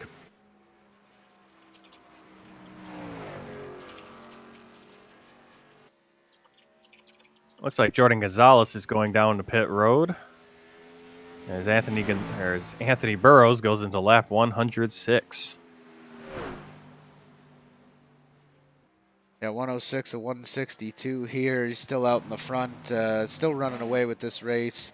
He's still posting a faster lap time than second, third, and fourth position. So I don't know what their plan is, when they plan to catch up. Maybe hoping for that late caution flag to come out and kind of change this race all up. But we'll see. We've seen awesome stuff from Mike Springer so far this race, and we'll see if he can continue to impress us on these long runs. You know, Yeah, who we're Wade missing this Hellstead. week, Martin? Where's Blake Griffith this week?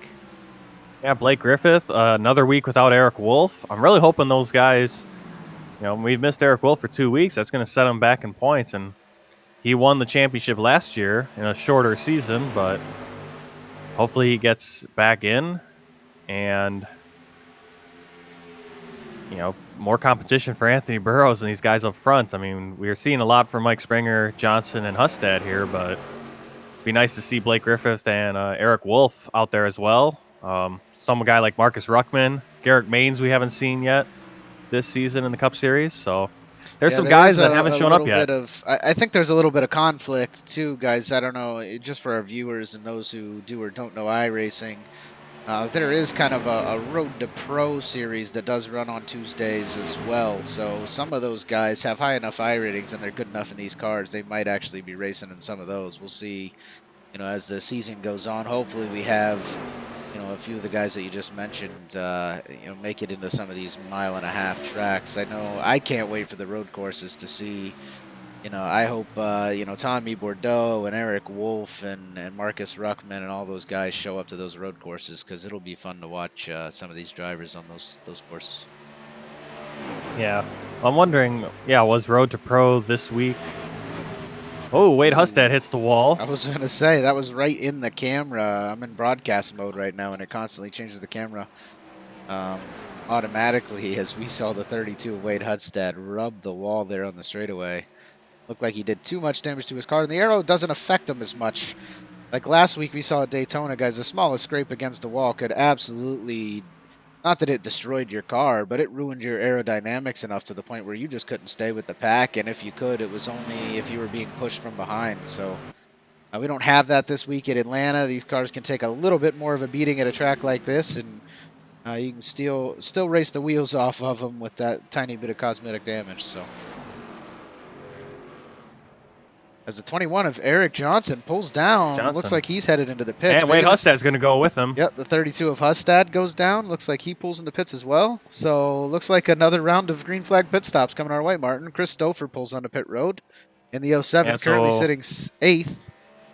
So Burrows and Springer are going to have to start thinking about when they're going to want to come in, how long they're going to want to try to hang on to these tires. Yeah, we know it paid off for a few drivers on that last green flag run to stay out just the extra few laps as the cars cycle through.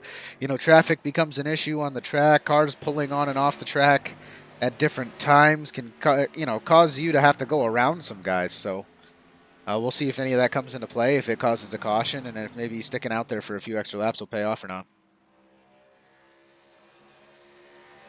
Well, I just got confirmation that Eric Wolf will be in next week's race at Las Vegas. So that'll be fun to see. His Fastlane Cup Series debut. Or 2018 debut, at least. Yeah, it'll be good to have Eric back out there trying to keep up with Anthony Burrows, that's for sure. Yeah, I mean, he's not going to be too far behind on points, I don't think. It's a long season. Anthony Burrows didn't win last week, so we run the official NASCAR schedule here, so plenty of time for these guys to catch up. And there's the caution already again. As these cars, so Anthony Burrows, it pays off. Stay out just a little bit longer. It does. And you can only imagine these guys were within 2 laps of pulling down pit road, so perfect timing for them. Did you see what happened there, Martin? I didn't even catch the action. I didn't see anybody slide in the standings or anything. Maybe a single car spin, somebody who was a lap car. I'm looking, but I can't find anything. I haven't seen anybody pull on pit road to give me an indication of exactly what happened there. We have Jordan Gonzalez is currently in the pits. You guys see there, 270 seconds. He's just getting some routine repairs. Looks I like think he's out. Chris Stouffer had pulled onto pit road, and he's been there for a while. He pit right behind the 32 and the 21 of Hustad and Eric Johnson, so it makes me wonder why Chris Stouffer has been in the pits for as long as he has. Must have taken some damage at some point. I guess so. We now see him 3 laps down. A lot of lap traffic now. There's guys multiple laps down all over the place. Eric Johnson, Wade Hudstad, Matt Lovett, Clay Phillips, and Joseph Nover all a lap down. At least 3 or 4 of those drivers are going to get their lap back, as we see Eric Johnson, Matt Lovett, and Wade Hudstad. All 3 of them get their lap back just now. They are now back on the lead lap. Same with Clay Phillips. And I imagine we'll see, yep, Joseph Nover gets his back, and Dustin Eichert might be the first car in line for the Lucky Dog.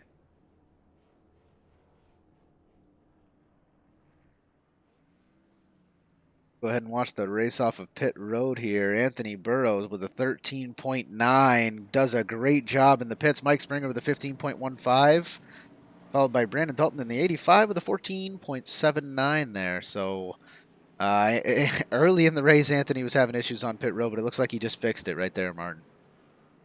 Okay, we found what that was. It was Dustin Musial got loose. This is going to be lap 112. Musial gets loose. Actually, I think he's trying to go into the pits and just not able to slow down enough and ends up in the grass. And that ends up bringing out the yellow flag. So not really much.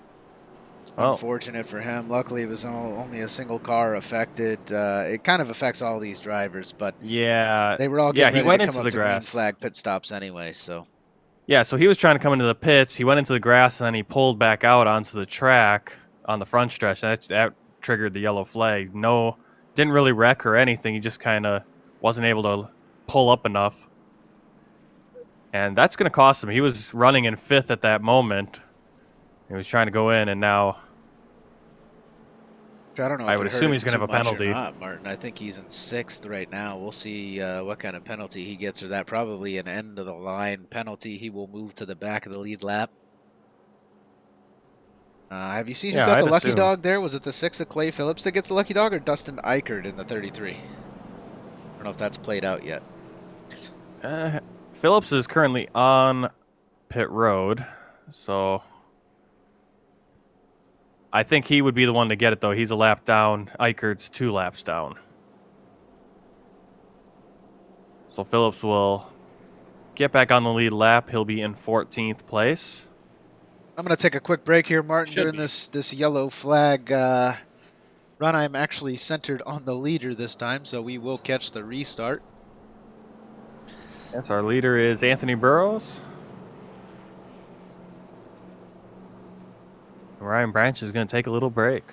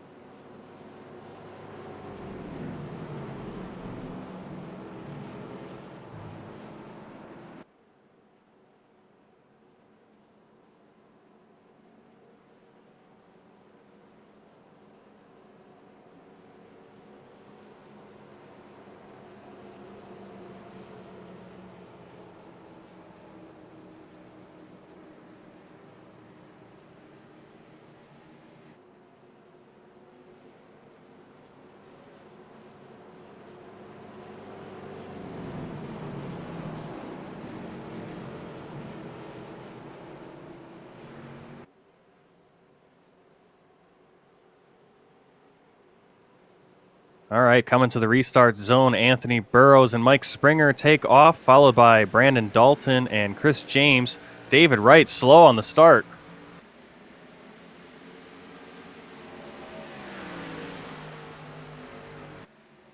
That's going to string the field out really quickly. David Wright might have missed a shift. It was really slow. Maybe spun some tires. David Wellborn gets past him for 5th. Wellborn's actually down a bunch of laps, and he is now going to give up those positions he took.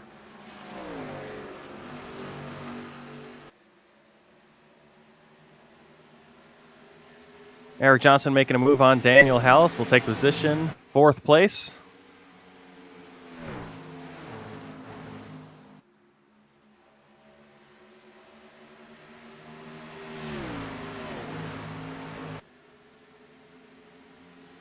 Top 3 have changed a little bit. We've got Burrows out to a big lead with Springer and Brandon Dalton.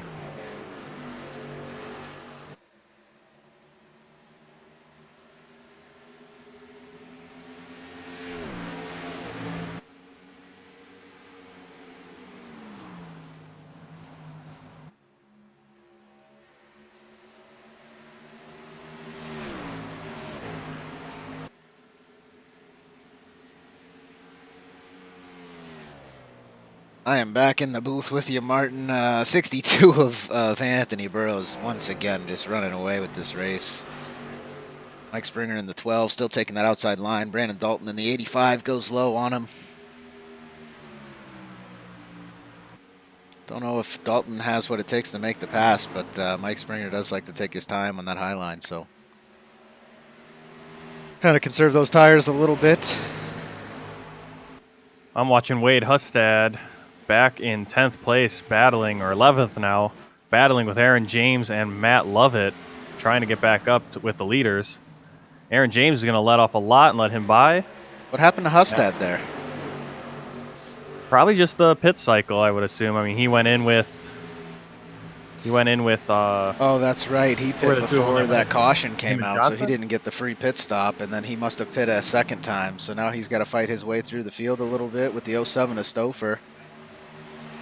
As they come up on the 44 of David Wright in the teal-colored car this week, not the pink we saw him win in last week. I still can't get over that win last week. Awesome finish we had last week at Daytona, and hoping for a similar finish here tonight. Yeah, Wright had a little bit of a struggle on the restart, but it seems like he's gotten the ship going in the right direction. The right direction, get it, Martin? Yeah, I almost made the pun. As the 07 of Stouffer moves to the outside of the 44, looks like he's going to be able to make the clean pass. A nice little pack we got back there as somebody, who was that? Went real low down to the inside. Stouffer's actually a lapped car. He's actually down 4 laps. He went into the pits and he was in there for a long time. Not sure what that was about. Oh, that's right. He did. He pitted with those other guys. The 32 he made the pit stop with. And he didn't have it. It didn't look like he had any damage. Maybe he just had to take a bathroom break or something. Looks like Clay Phillips did get that lucky dog position. He currently sits in 13th. He's the last car on the lead lap. They're in the number 6. Different paint scheme we have from Clay Phillips tonight. Actually, Phillips is still... He's still actually a lap down. He didn't get the lucky dog. I'm showing him as on the lead lap.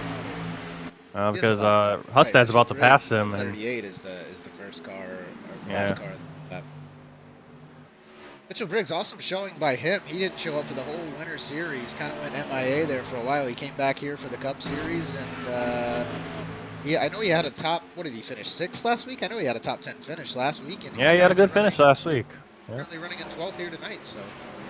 Yeah, and he was one of those guys that had a little bit of bad luck last season, getting caught up in other people's wrecks, and he would show up and run probably 20 laps out of the whole race, and then would be out of it. Consistent driver, and he got caught up in a lot of messes last year, and looks like he's still running consistent this year. Hopefully. Oh, as we start talking about him, give him a little curse there as he goes down on the inside to the apron. Sitting in 12th, he started 19th tonight. He runs 1684 I rating, holds the A license. So I think all you have to do here, Martin, this year, if you show up to every race and you stay consistent and try to get the top 10s or as close as you can to them, definitely going to have a shot at this at the end of the season. Oh yeah, I mean, I think I'm hoping we have a little bit more consistency of drivers. You know, it seemed like if you were a driver that showed up every week last season, you made the playoffs. This season, I think if we have a few more drivers actually show up and compete for points every week, I have a little bit more of a competition getting into the playoffs towards the end of the season. Yeah, there'll actually be a battle there. It must be hey, I showed up for out of the 36 races. I'm a Yeah. shoe in for top 5. Definitely, we've seen Dynasty Racing League grow as we've been here so far. We've been going at it about a year now, guys, and things get better and better every week. We now run 3 series. You see this series here. Every Tuesday night, we'll be with you for now in week 2 of 36 weeks, following the exact NASCAR schedule. We run the Northeast Ohio Ghostbusters series. That is on Monday nights. The National Series. They run the beat here in iRacing. Again, they follow the exact NASCAR schedule. And then Wednesday nights, we actually run the Winona Road Truck Series. So they have a couple added races, I think, this season, Martin. I think they put one Lucky Mile and an extra race kind of just to fill in a little the gaps in the season. Yeah, we want the truck drivers to have a few more races since the truck season is so short by comparison. Yeah, it's the same length as these other series. They just they have some gaps. Yeah, fewer the entire races. month Yeah. of April, I think, is actually off in real life, and Dynasty Racing League decided to fill a week or two with some action. So it'll be cool. Vaseline Complete Car Care. Thank you guys so much for the sponsorship here for the Cup Series. There are payouts for all 3 series in Dynasty Racing League. You know, myself here at Dynasty Racing League Television. So tonight we have David Wellborn and Chris James on Monday night's races. Wednesday night we have Daniel Hallis and Tyler Butcher Benjamin podcasting on Wednesdays. So awesome crew we put together here at DRL TV.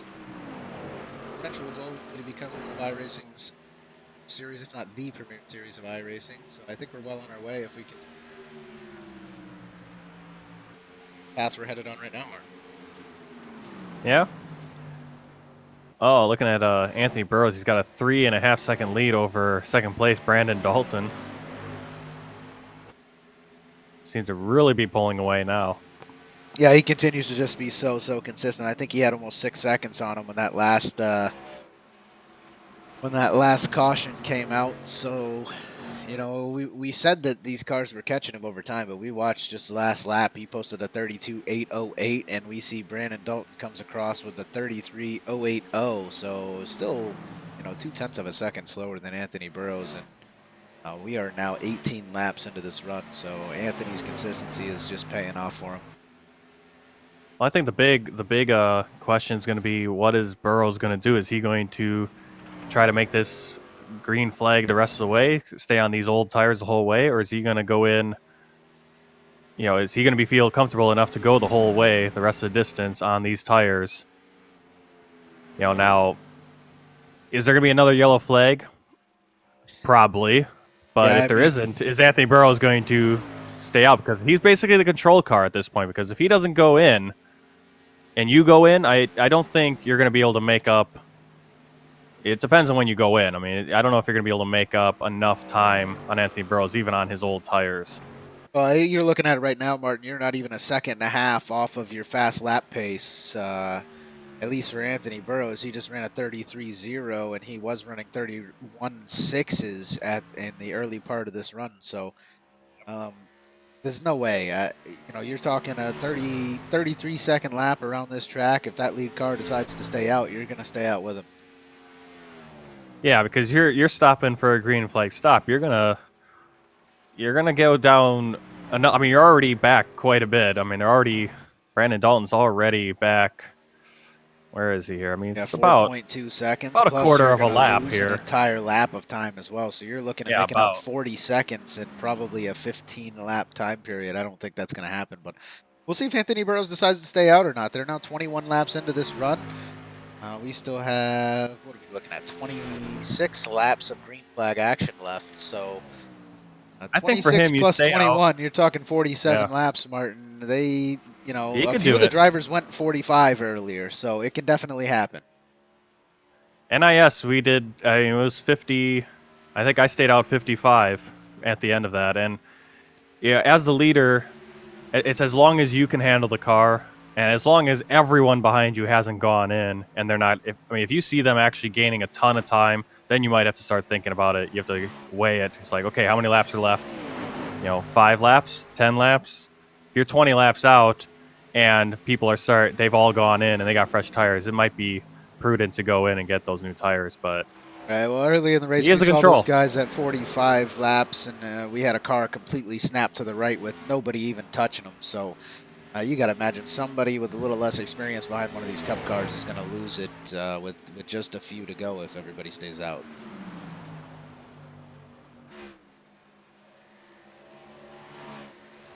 At the same time, these drivers might start to race the cars a little bit more cautiously, knowing that there is only a few laps left in the race, and hopefully keep them going sideways. As we see the number 12 of Mike Springer getting on the inside of Brandon Dalton in the 85.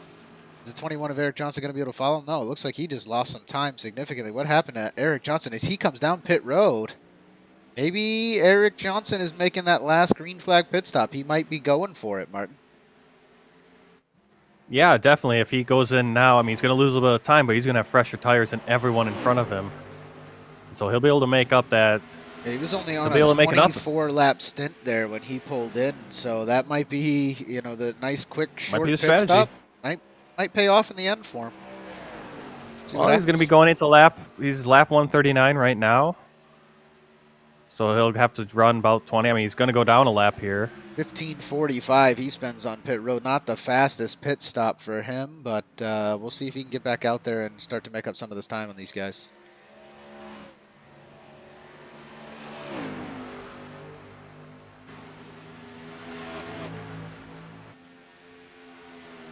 Yeah, so now for Anthony Burrows, he has to keep his eye on Eric Johnson. How close is Eric Johnson? How much time is Eric Johnson gaining on him? And is he going to become a threat? Because at this point, Eric Johnson, is a lap down. The last lap of Anthony Burrows, he ran a 33.389. Once Eric Johnson posts a good lap here, we'll see what he ran. I imagine somewhere in the neighborhood of 2 seconds he will have made up on Anthony Burrows just in the one lap, but it did take him Johnson over a minute to get around that last one because of the pit stop. So, well, and Johnson's going to have to make up that whole lap and then another one to catch up to Anthony Burrows, which he'll be able to do, but he also has to work through all these much slower cars now. Yeah, you got to assume the guy in front of you is going to do the right thing, and if you get on the outside of somebody, what's the odds of them sliding up into you? You got to be very careful as he gets around the 96 there of David Wellborn.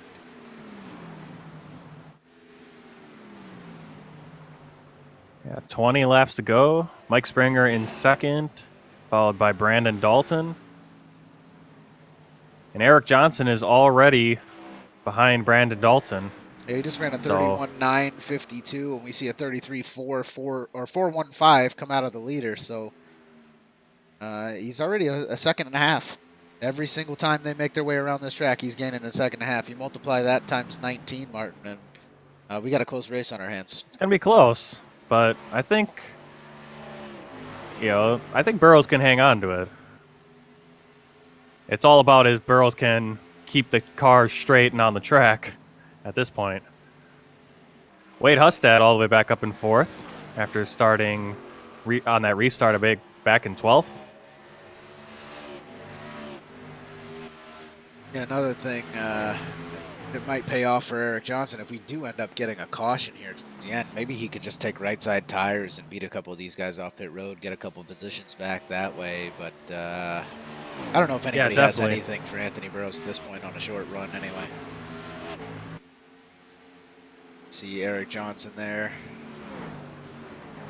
Gets the nice, easy pass on the outside of Brandon Dalton. So I think, coming up on Mike Springer's bumper right now and getting very close to collecting that lap back. He only has one car to go after Springer here, which is Anthony Burrows in the 62. And he is back on the lead lap. Yeah, I think Burrows doesn't need to start thinking about Johnson until Johnson passes him here to get back on the lead lap. That's when you start thinking, kind of start doing the math. making a strategy. But I think Burrows should just hold on as long as possible. See what he can do. Yeah, I would say if the crew chief hasn't come over at this point, Martin, and asked you to pull it in, there's not a chance they're going to. They're going to expect you to absolutely race the wheels off the car and just keep it on the track and maintain that lead. Well, it's getting to the point where it's like he needs to make that decision really soon, because if once Eric Johnson gets past him, that's going to, that's now you're losing time. And if Burrows then goes in, there's no way he's going to make it up. Exactly, because you do know Eric Johnson will make a full lap around the track while Anthony's in the pits. So yeah, from the time he has to start going down pit lane, and that's the thing. Oh, there's the and yellow the flag, caution and so comes Anthony out. Burrows is going to be able to get fresh tires. Well, you see that, but again, Eric Johnson, he's currently sitting a lap down, but I think he is the furthest forward car a lap down, so he will get the lucky dog in this situation. That's if he doesn't pit. Though. Well, question is 7 laps on his tires. Can he take Do a you nice? pit? Yeah, exactly. I think, Johnson's like, does he? Maybe he has to gamble and stay out. He's going to have to stay out and get the lap back. Otherwise, there's no chance for him. So he's going to stay out. He's got 7 laps. He could. It's going to be really hard to catch Burrows with 7-lap older tires, though. Yeah, if Johnson had another 4 laps to get ahead of Anthony Burrows before this caution, he would have been sitting in a very, very good spot. Did you see what happened with the caution flag there, Martin? No, I didn't. So we're going to try to find it anybody here. dropped him. We have Dustin Muse now been in pits for 79 seconds. I don't know if it had anything. It's Wade Hustad, actually. Wade Hustad, lap 146, out of turn 2, just gets squarely on the backstretch, brushes the outside wall, then hits the inside wall, goes sideways back up onto the track. That's what brought out the yellow. See what we can see with Wade Hustad here. 146 on the backstretch. Yeah, Wade Hustad was all the way back up in 4th place when that happened to him, so that's going to be killer for him. He's trying to pull off what Kevin Harvick did this past weekend and win both the Grand National and the Cup race. But those hopes are fading fast for him. So I can't pick a lap with my overlay here, Martin, so I can't see exactly where I'm at in this replay. See this Hustad cruising around the track on my screen. See where he lost it here. You guys see on the left-hand side there, coming down pit road, Anthony Burrows with a 14.76, Mike Springer with a 15.13, Brandon Dalton 14.5. All relatively quick times by everybody. David Wright with a little slower time with a 15.95, but all those cars looks like going to come out in the same position they entered in.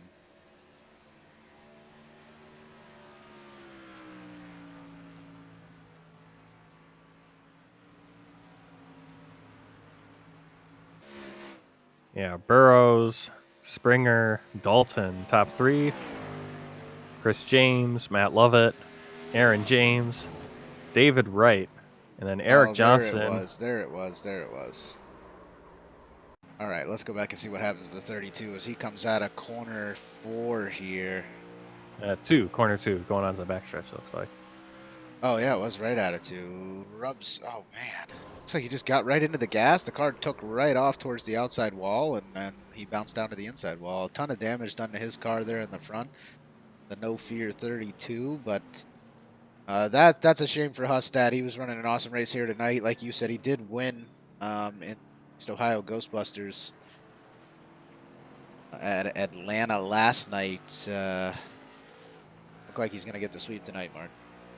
Yeah, and I'm watching Eric Johnson. Eric Johnson shook out into 8th place after all that, and he has now just gone into the pits. Looks like he's got... you're going to have the timing for his pit stop there, but I'm assuming he went 4 tires? Yeah, 15.22. He did take 4 tires there in his pit box. Looks like probably going to restart. Resume here towards the back of the field, but he will likely hold I assume the 11th position, probably behind Clay Phillips. Yeah, so he got the lucky dog, and then he went in for the pits, I guess is what he did. Right. So he will have a little bit of fighting to do. Awesome idea by him trying to make the early pit there and use the strategy. Like I said, if he had just a couple more laps and would have been able to get himself onto the lead lap ahead of Anthony Burrows, he definitely could have tried to pit with those guys and only take 2 tires instead of the 4 and actually make some positions up. But now he'll have a little bit of fighting to do to get back to where he wants to be. Yep, let's set the field. Anthony Burrows, Mike Springer, Brandon Dalton, Chris James, Matt Lovett, David Wright, Mitchell Briggs, Eric Johnson in 9th on this restart. And then Yeah, Daniel Hallis sits in the 10th position. 10th. Clay Yep. Phillips 11th. Way back. Wade Hudstad 12th. Joseph Nover in the 13th position in the number 40 car. Dustin Eichert in 14th. Chris Stouffer in 15th. He's 4 laps down. Dustin Muse 16th is 6 laps down. Josh Coppernall in the 42 sits 17th. And David Wellborn sits 18th in the number 96. Looks like that's all the cars on the track right now. Yep. Yeah, and Hallis is going to have a little bit of trouble because there's a lot of lapped cars right in front of him, including Coppernall, Stouffer, Eichert, Novers. He made that very late pit stop there, so he'll be starting behind some of these lap cars, but shouldn't have too many issues getting around him here.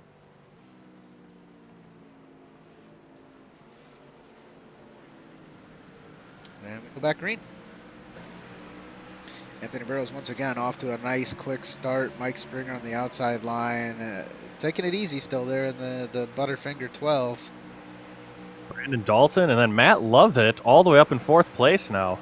Yeah, he's made his move through the pack. It's been slow, but he's made it happen as time's gone on here, Martin. So we'll see if Eric Johnson can fight his way through and give him a run for his money as he goes to the inside of the 44 at David Wright. Gains a position already up to 8th. And now he's right on the bumper of Mitchell Briggs in the 38. And it looks like Eric Johnson's giving it all he's got right now as he easily passes the 38 of Mitchell Briggs. Well, there's no reason to save at this point. You only got 9 to go. As he comes right up on the 66 of Aaron M. James, who almost loses it. Passes Cannot him. drive out of your rearview mirror like that, guys. It's the pressure builds. It can be very, very tough, but you have to be careful. Looks like he gets the pass there on the 66. So Eric Johnson's in 6th now? 6th position as he moves up just behind Chris James in the 82. And we'll see if we can add another pass to his checklist here, Martin.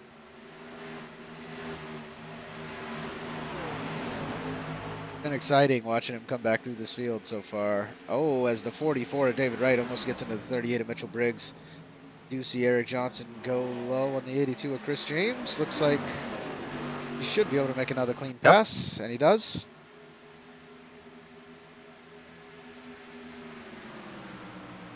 Anthony Burrows still has a nice lead, though.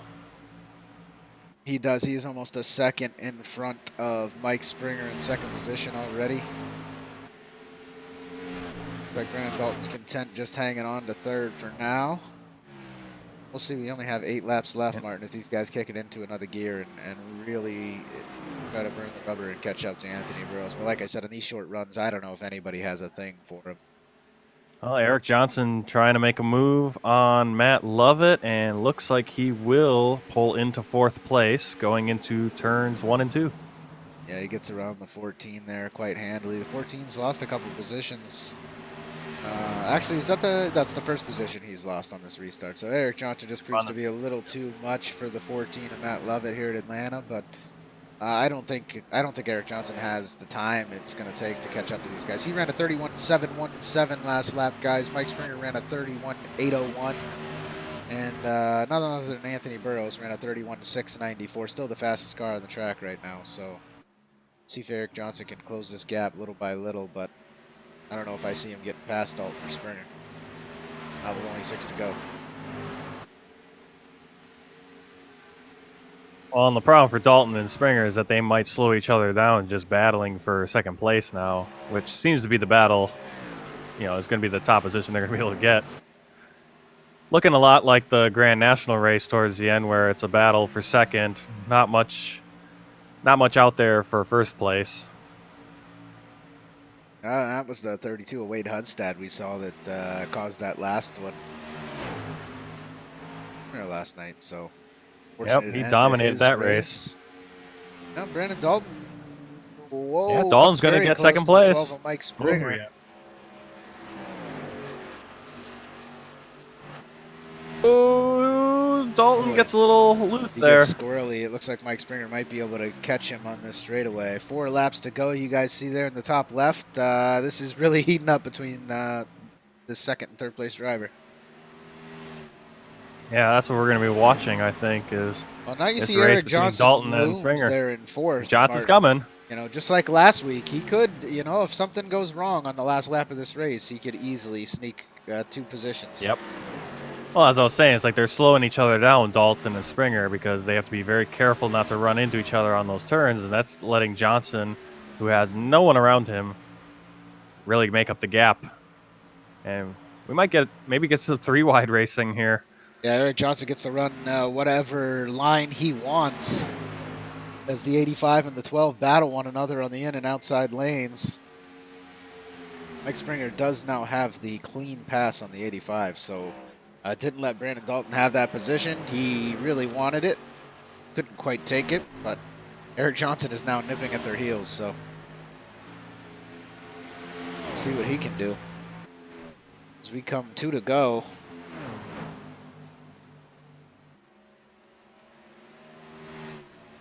Once again, Springer on the outside, the 85 of Brandon Dalton on the inside, and Eric Johnson looms just behind him.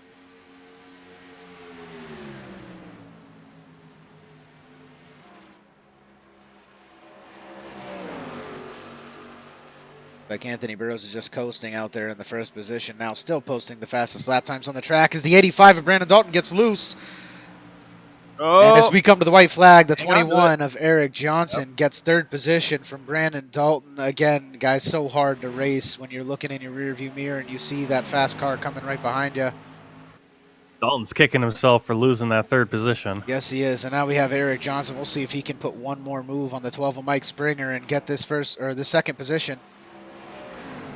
Yeah, that is a great run. Through the last corner, the 12 of Eric Johnson heads down to the inside of Mike Springer. Let's see if he can beat him in the tri-oval. Oh, no, and Eric Johnson goes sideways. Let's see if he can hold on to the car. Hangs on to it. Wow. Straightens her back out. Awesome finish there. 2 weeks in a row. Eric Johnson, so much, respect for that guy. Way to fight there at the end. Get those positions back when needed.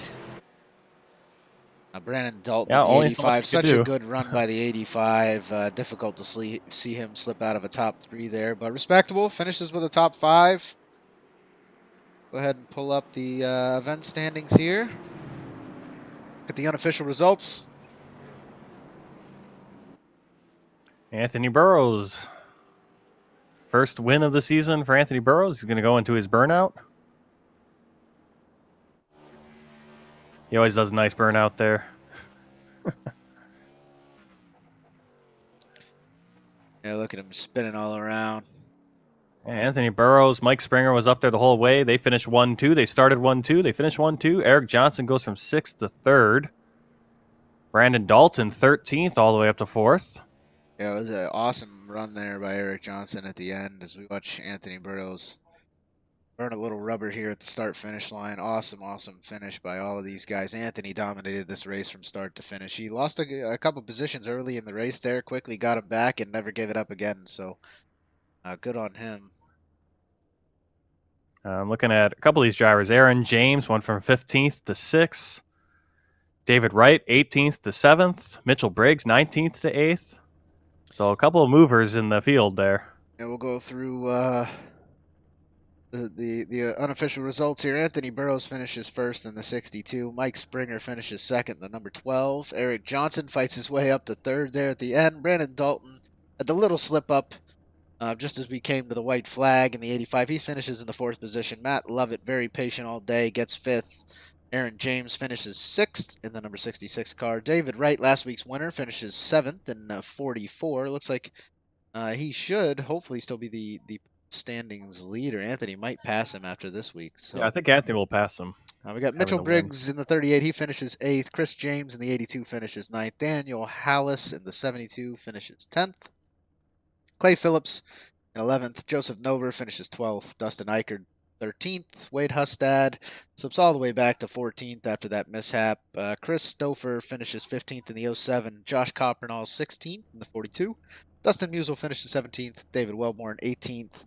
Jordan Gonzalez 19th. Joshua Wakefield finishes 20th. He was 74 laps down. Didn't get to race a whole lot here. And then this next screen, guys, you see some of these guys who didn't really get to compete. Getty Buckner finishes 21st, Charlie Ryan 22nd, John Mullins 23rd, Chad Presnell 24th, Adam Chapman 25th. Derek Pemberton, who had the blinking issues there early, finishes in the 26th position. And 27th through 30th, all of those guys actually did not race this race. They're just part of those graphics. Little graphical glitches we have. There's not much we can do about it as they were in the session. Started running on a simulator. Yeah, not sure what happened to John Gesko. John Gesko was a guy that was actually in it, but didn't actually go on the track, didn't qualify, so he must have backed out just before the race. What we're going to do, I'm going to go ahead and pull Anthony Burrows in here and get an interview with our winner.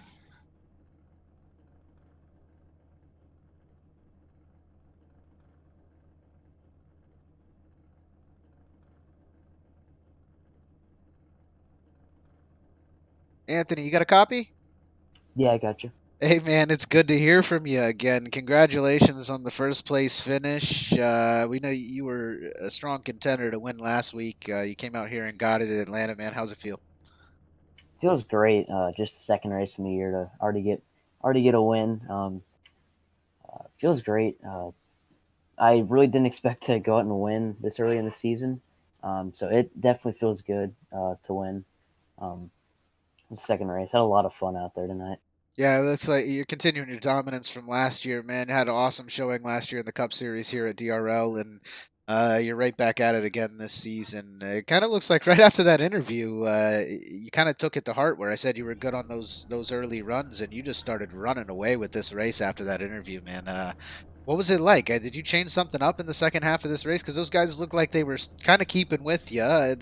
Granted, they weren't super close, but early in the race, you moved back 3-4 positions, had to fight back for it, and then at the end of the race, you were just completely dominant. Nobody had anything for you. Yeah, I definitely started running harder earlier in the run. I didn't do it intentionally off the start, but once I started going, I just thought, why not? The tires didn't really feel like they were weren't off too bad, so I was really pushing the entire run. Those last two green flag runs we had there. Yeah, I thought Springer and Dalton Johnson, I thought they'd have a little more for you late in the runs, but you were consistently posting the fastest time on the track. Impressive to watch, man. Not losing the car on this very slippery track tonight. Absolute pleasure to watch. Congrats on the first place finish. You got a shout out or anything for anyone? Yeah, shout out to everyone I raced in that race. That was extremely clean. Ton of fun racing everyone out there tonight. Shout out to you guys for putting on the broadcast, and shout out to James and all of them putting on this league. Had a ton of fun out there tonight. All right, Anthony. Well, I think we're going to see, as confirmed by Martin earlier, we'll see Eric Wolf back next week at Las Vegas. Hopefully, we'll see you there too. Should be some awesome racing, and hopefully, we'll chat with you then. Thank you guys. All right, man. Congrats on first. Have a good night.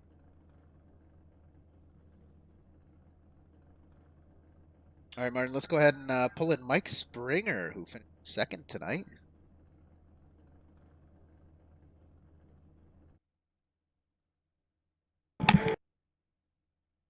Mike Springer, you got a copy? Yeah, I gotcha. Hey man, you get the second place finish. You started in second. It looked like you were coasting. You like that high line. That's one thing we've noticed from you over time.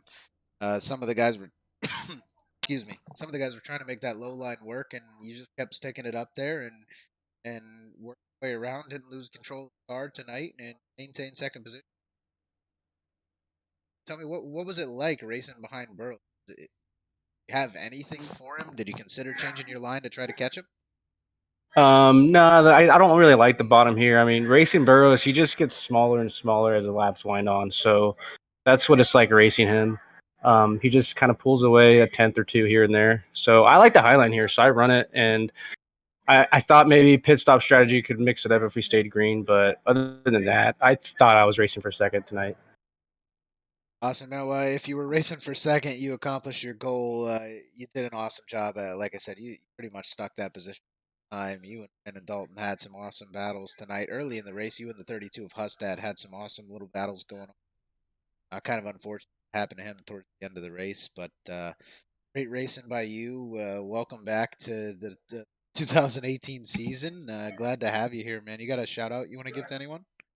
I'll say hi to my girlfriend, my dad. Thanks for doing this. I appreciate it because I go back and watch them. It's fun to watch, and all the guys in the league. It's fun racing with them. I mean, they give me room, and that's all you could really ask for. And race hard. And I mean, Brandon and I were going at it. That was about as hard as I could run here, and he kept me honest. So it was good times. Awesome, man. Thank Fast Lane Card Center as well. Yeah, Sorry, I forgot. fast lane complete car care. No The worries, complete car man. care, yeah. Yes, My sir. first one. So I'll get that down. But yeah, so yeah, it was good times. Awesome, man. Well, again, congrats on second place. Hopefully, we'll see you again next week. Have a good night. All right. Thank you. Bye.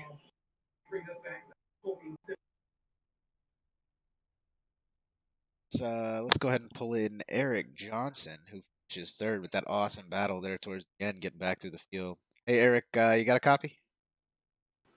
Yeah, I got you. Hey, man, you did the short pit stop thing. Looked like everybody had 21 laps on their tires when you decided to make the pit. And we were watching intently, waiting to see if it was going to pay off. Maybe if you ran another 3 or 4 laps and had been able to get back onto that lead lap, and then maybe done a two tire pit stop. What was the pit strategy there towards the end? Is that what you were trying to do, or?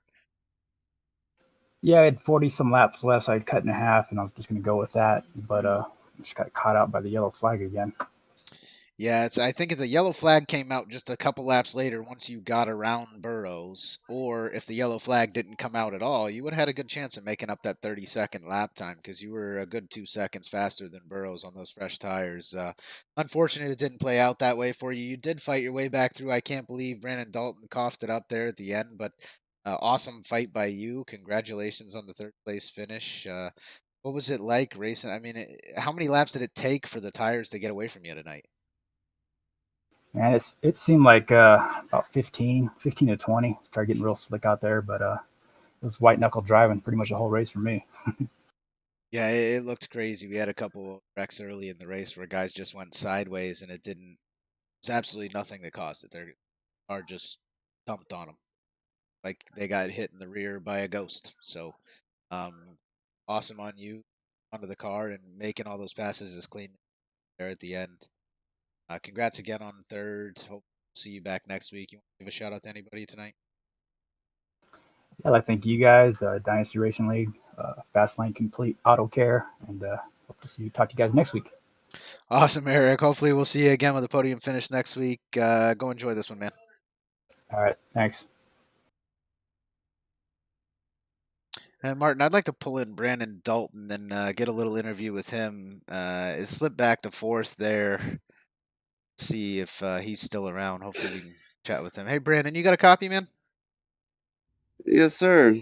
Hey, man, it sucks you coughed up the third place there. Awesome run by you tonight. You're a rookie here with the DRL. It was fun watching you race, man. The battles there at the end with Mike Springer. Yeah, it's unfortunate. Did the car just get away from you a little bit?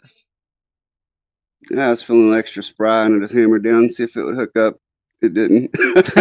I lost track of my lap counts for my tires, and I had been kind of Harvick in the corners a bit. I think after that 50 lap, I had 67% left on them on the rights. Oh, So that's I feel just pretty great. good over We the long saw. run. Yeah, the tires were going quick. You did very well on the long run. Both you and Mike Springer. It kind of looked like that's what you were planning there. And as the race dwindled on, we thought maybe you guys would slowly catch Anthony Burrows, but he was just so fast tonight. Unfortunate Eric had to move past you there at the end, but you get a top 5 here at Atlanta and put yourself in a good position. You're sitting pretty in the points. You started 13th, got the 4th place, and hopefully we'll see you back again next week, man. Congrats on 4th. Thank you, man. Yeah, honestly, I was having such a fun time battling with Springer, man. It was such a good race, and I just kind of honed in on that and was like, yeah, let's just race it out, see what happens. And then it cost me a little bit, but that's okay. It was great fun.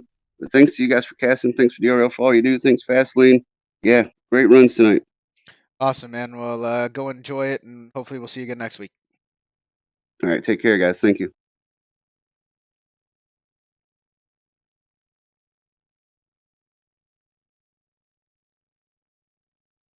Well, Martin, that was absolutely awesome. 250 miles finished here at Atlanta. What are your thoughts after that? Played out like I thought it was. It didn't wasn't a ton of. It was just a lot of single car spinouts, which is to be expected with a slick track like that, a tough track. Yeah, I was nothing got hoping, too squirrely tonight. There yeah, wasn't huge wrecks. We didn't see like we did last week. There was no big one. And the ending actually turned out very exciting. So yeah. I'm hoping going forward we get a few more of those top guys in here, like Eric Wolf and Marcus Ruckman, maybe Garrett Maines. I know a few of those guys are doing the Road to Pro, so they might be an every other week kind of thing. I was just talking to Eric Wolf. You know, he'll like it'll be a lot like last season where he's here 3 out of 4 weeks because of work. You know, just schedules. That's how it works. And I think if you get a few more of those top drivers, I mean, you can really have someone, you know, pushing Anthony Burrows. I mean, that kid is fast. I believe he's 15, 16 years old, and he's just going out there and dominating. He just dominated this race. And I'm really looking forward to Las Vegas, see what we get with a few more guys like Eric Wolf out there in the field as well. yeah, he's definitely quick. We're gonna see some of the drivers back next week. Hopefully Blake Griffith will be here, and Yep. I don't know if Zach Wetstein plans to come out every week. He's normally top 5 drivers. Hopefully we don't have an unfortunate things happen to drivers like Wade Hudstad and Chris Stouffer and those guys who are normally sitting up there in the top 10 too. So thank you guys for joining us, everybody who tuned in tonight. This is Ryan and Martin with Dynasty Racing League TV at the 250 at Atlanta Motor Speedway. Next race of this series, next Tuesday, we'll be coming back at Las Vegas for the Sin City 200. Of course, this is all sponsored by Fast Lane Complete Car Care. This is the Fast Lane Cup Series for Dynasty Racing League. We'll be back with you live here again next Tuesday night at 9:30 p.m. Eastern. Another 1.5 mile track. Should be excellent racing again, Martin. And for those of you guys who are just fans of Dynasty Racing League TV, we will be back tomorrow night. You'll see me and Martin out there competing, hopefully with a little better finishes than we had last week in the Truck Series. I'm It's the hoping. Winona Road Truck Series. We were right back here at Atlanta for 100 miles of racing. That goes down at 9:30 tomorrow night. 65 laps here around Atlanta in the trucks. Yeah, I can't wait for tomorrow night, and next week at Vegas, another fast 1.5 mile track. Very fun to race, very fun to watch. So Yeah, I definitely need to get. We definitely, both of us definitely need to get it going in the truck series since that's where we're running for points. I mean, I've done the Grand National races now 2 weeks in a row, finishing 10th, and the series I'm running for points, I'm finishing in the back of the field. I need to come on. right. I'm gonna go ahead and pull up the credits here. Dynasty Racing League TV, the whole league in general. Thanks to everybody who makes this possible. Like I said, Fastlane Complete Car Care for adminning or for sponsoring this series. James Pandolf, Tater Bowman, the guys who got this whole league off the ground last year. Martin Wenzel, thank you. Jordan Gonzalez, all you guys with the graphics and everything, and everybody who does the broadcasting every week. And then, last but not least, thank you so much to everybody who comes out and races in this league. If it wasn't for the drivers, I wouldn't be able to broadcast. Martin, you wouldn't be able to broadcast. It's a great time every week. We kind of developed into a little bit of a family. And again, guys, we're headed towards being the premier series of iRacing. So, yeah, those that are watching, please tune in as often as you can. Monday nights, Tuesday nights, Wednesday nights, all season long. We will be here. 9:30 p.m. Eastern is the start of every race of the season, and there's tons of action. The races are fun, they're clean. It's a gentleman's league. Everybody gets along, as well as you can when you're out there in a car threatening someone else's life. So, thank you guys again for everyone who tuned in, and we'll see you again next Tuesday night, where we will be at Las Vegas. Martin, you got anything else for the viewers before we sign out of here? Just tune in tomorrow for the truck race. Watch me and Ryan on the track at Atlanta, going for the win. I mean, I feel like should have something in the trucks. Should be both fun. of I got us. a decent amount of practice in this week, so we'll see what Yep. happens tomorrow night. Thank you And guys so then- much. Yeah. And then Las Vegas next week. So see you there. Yes, sir. Have a good night, everybody. Thanks.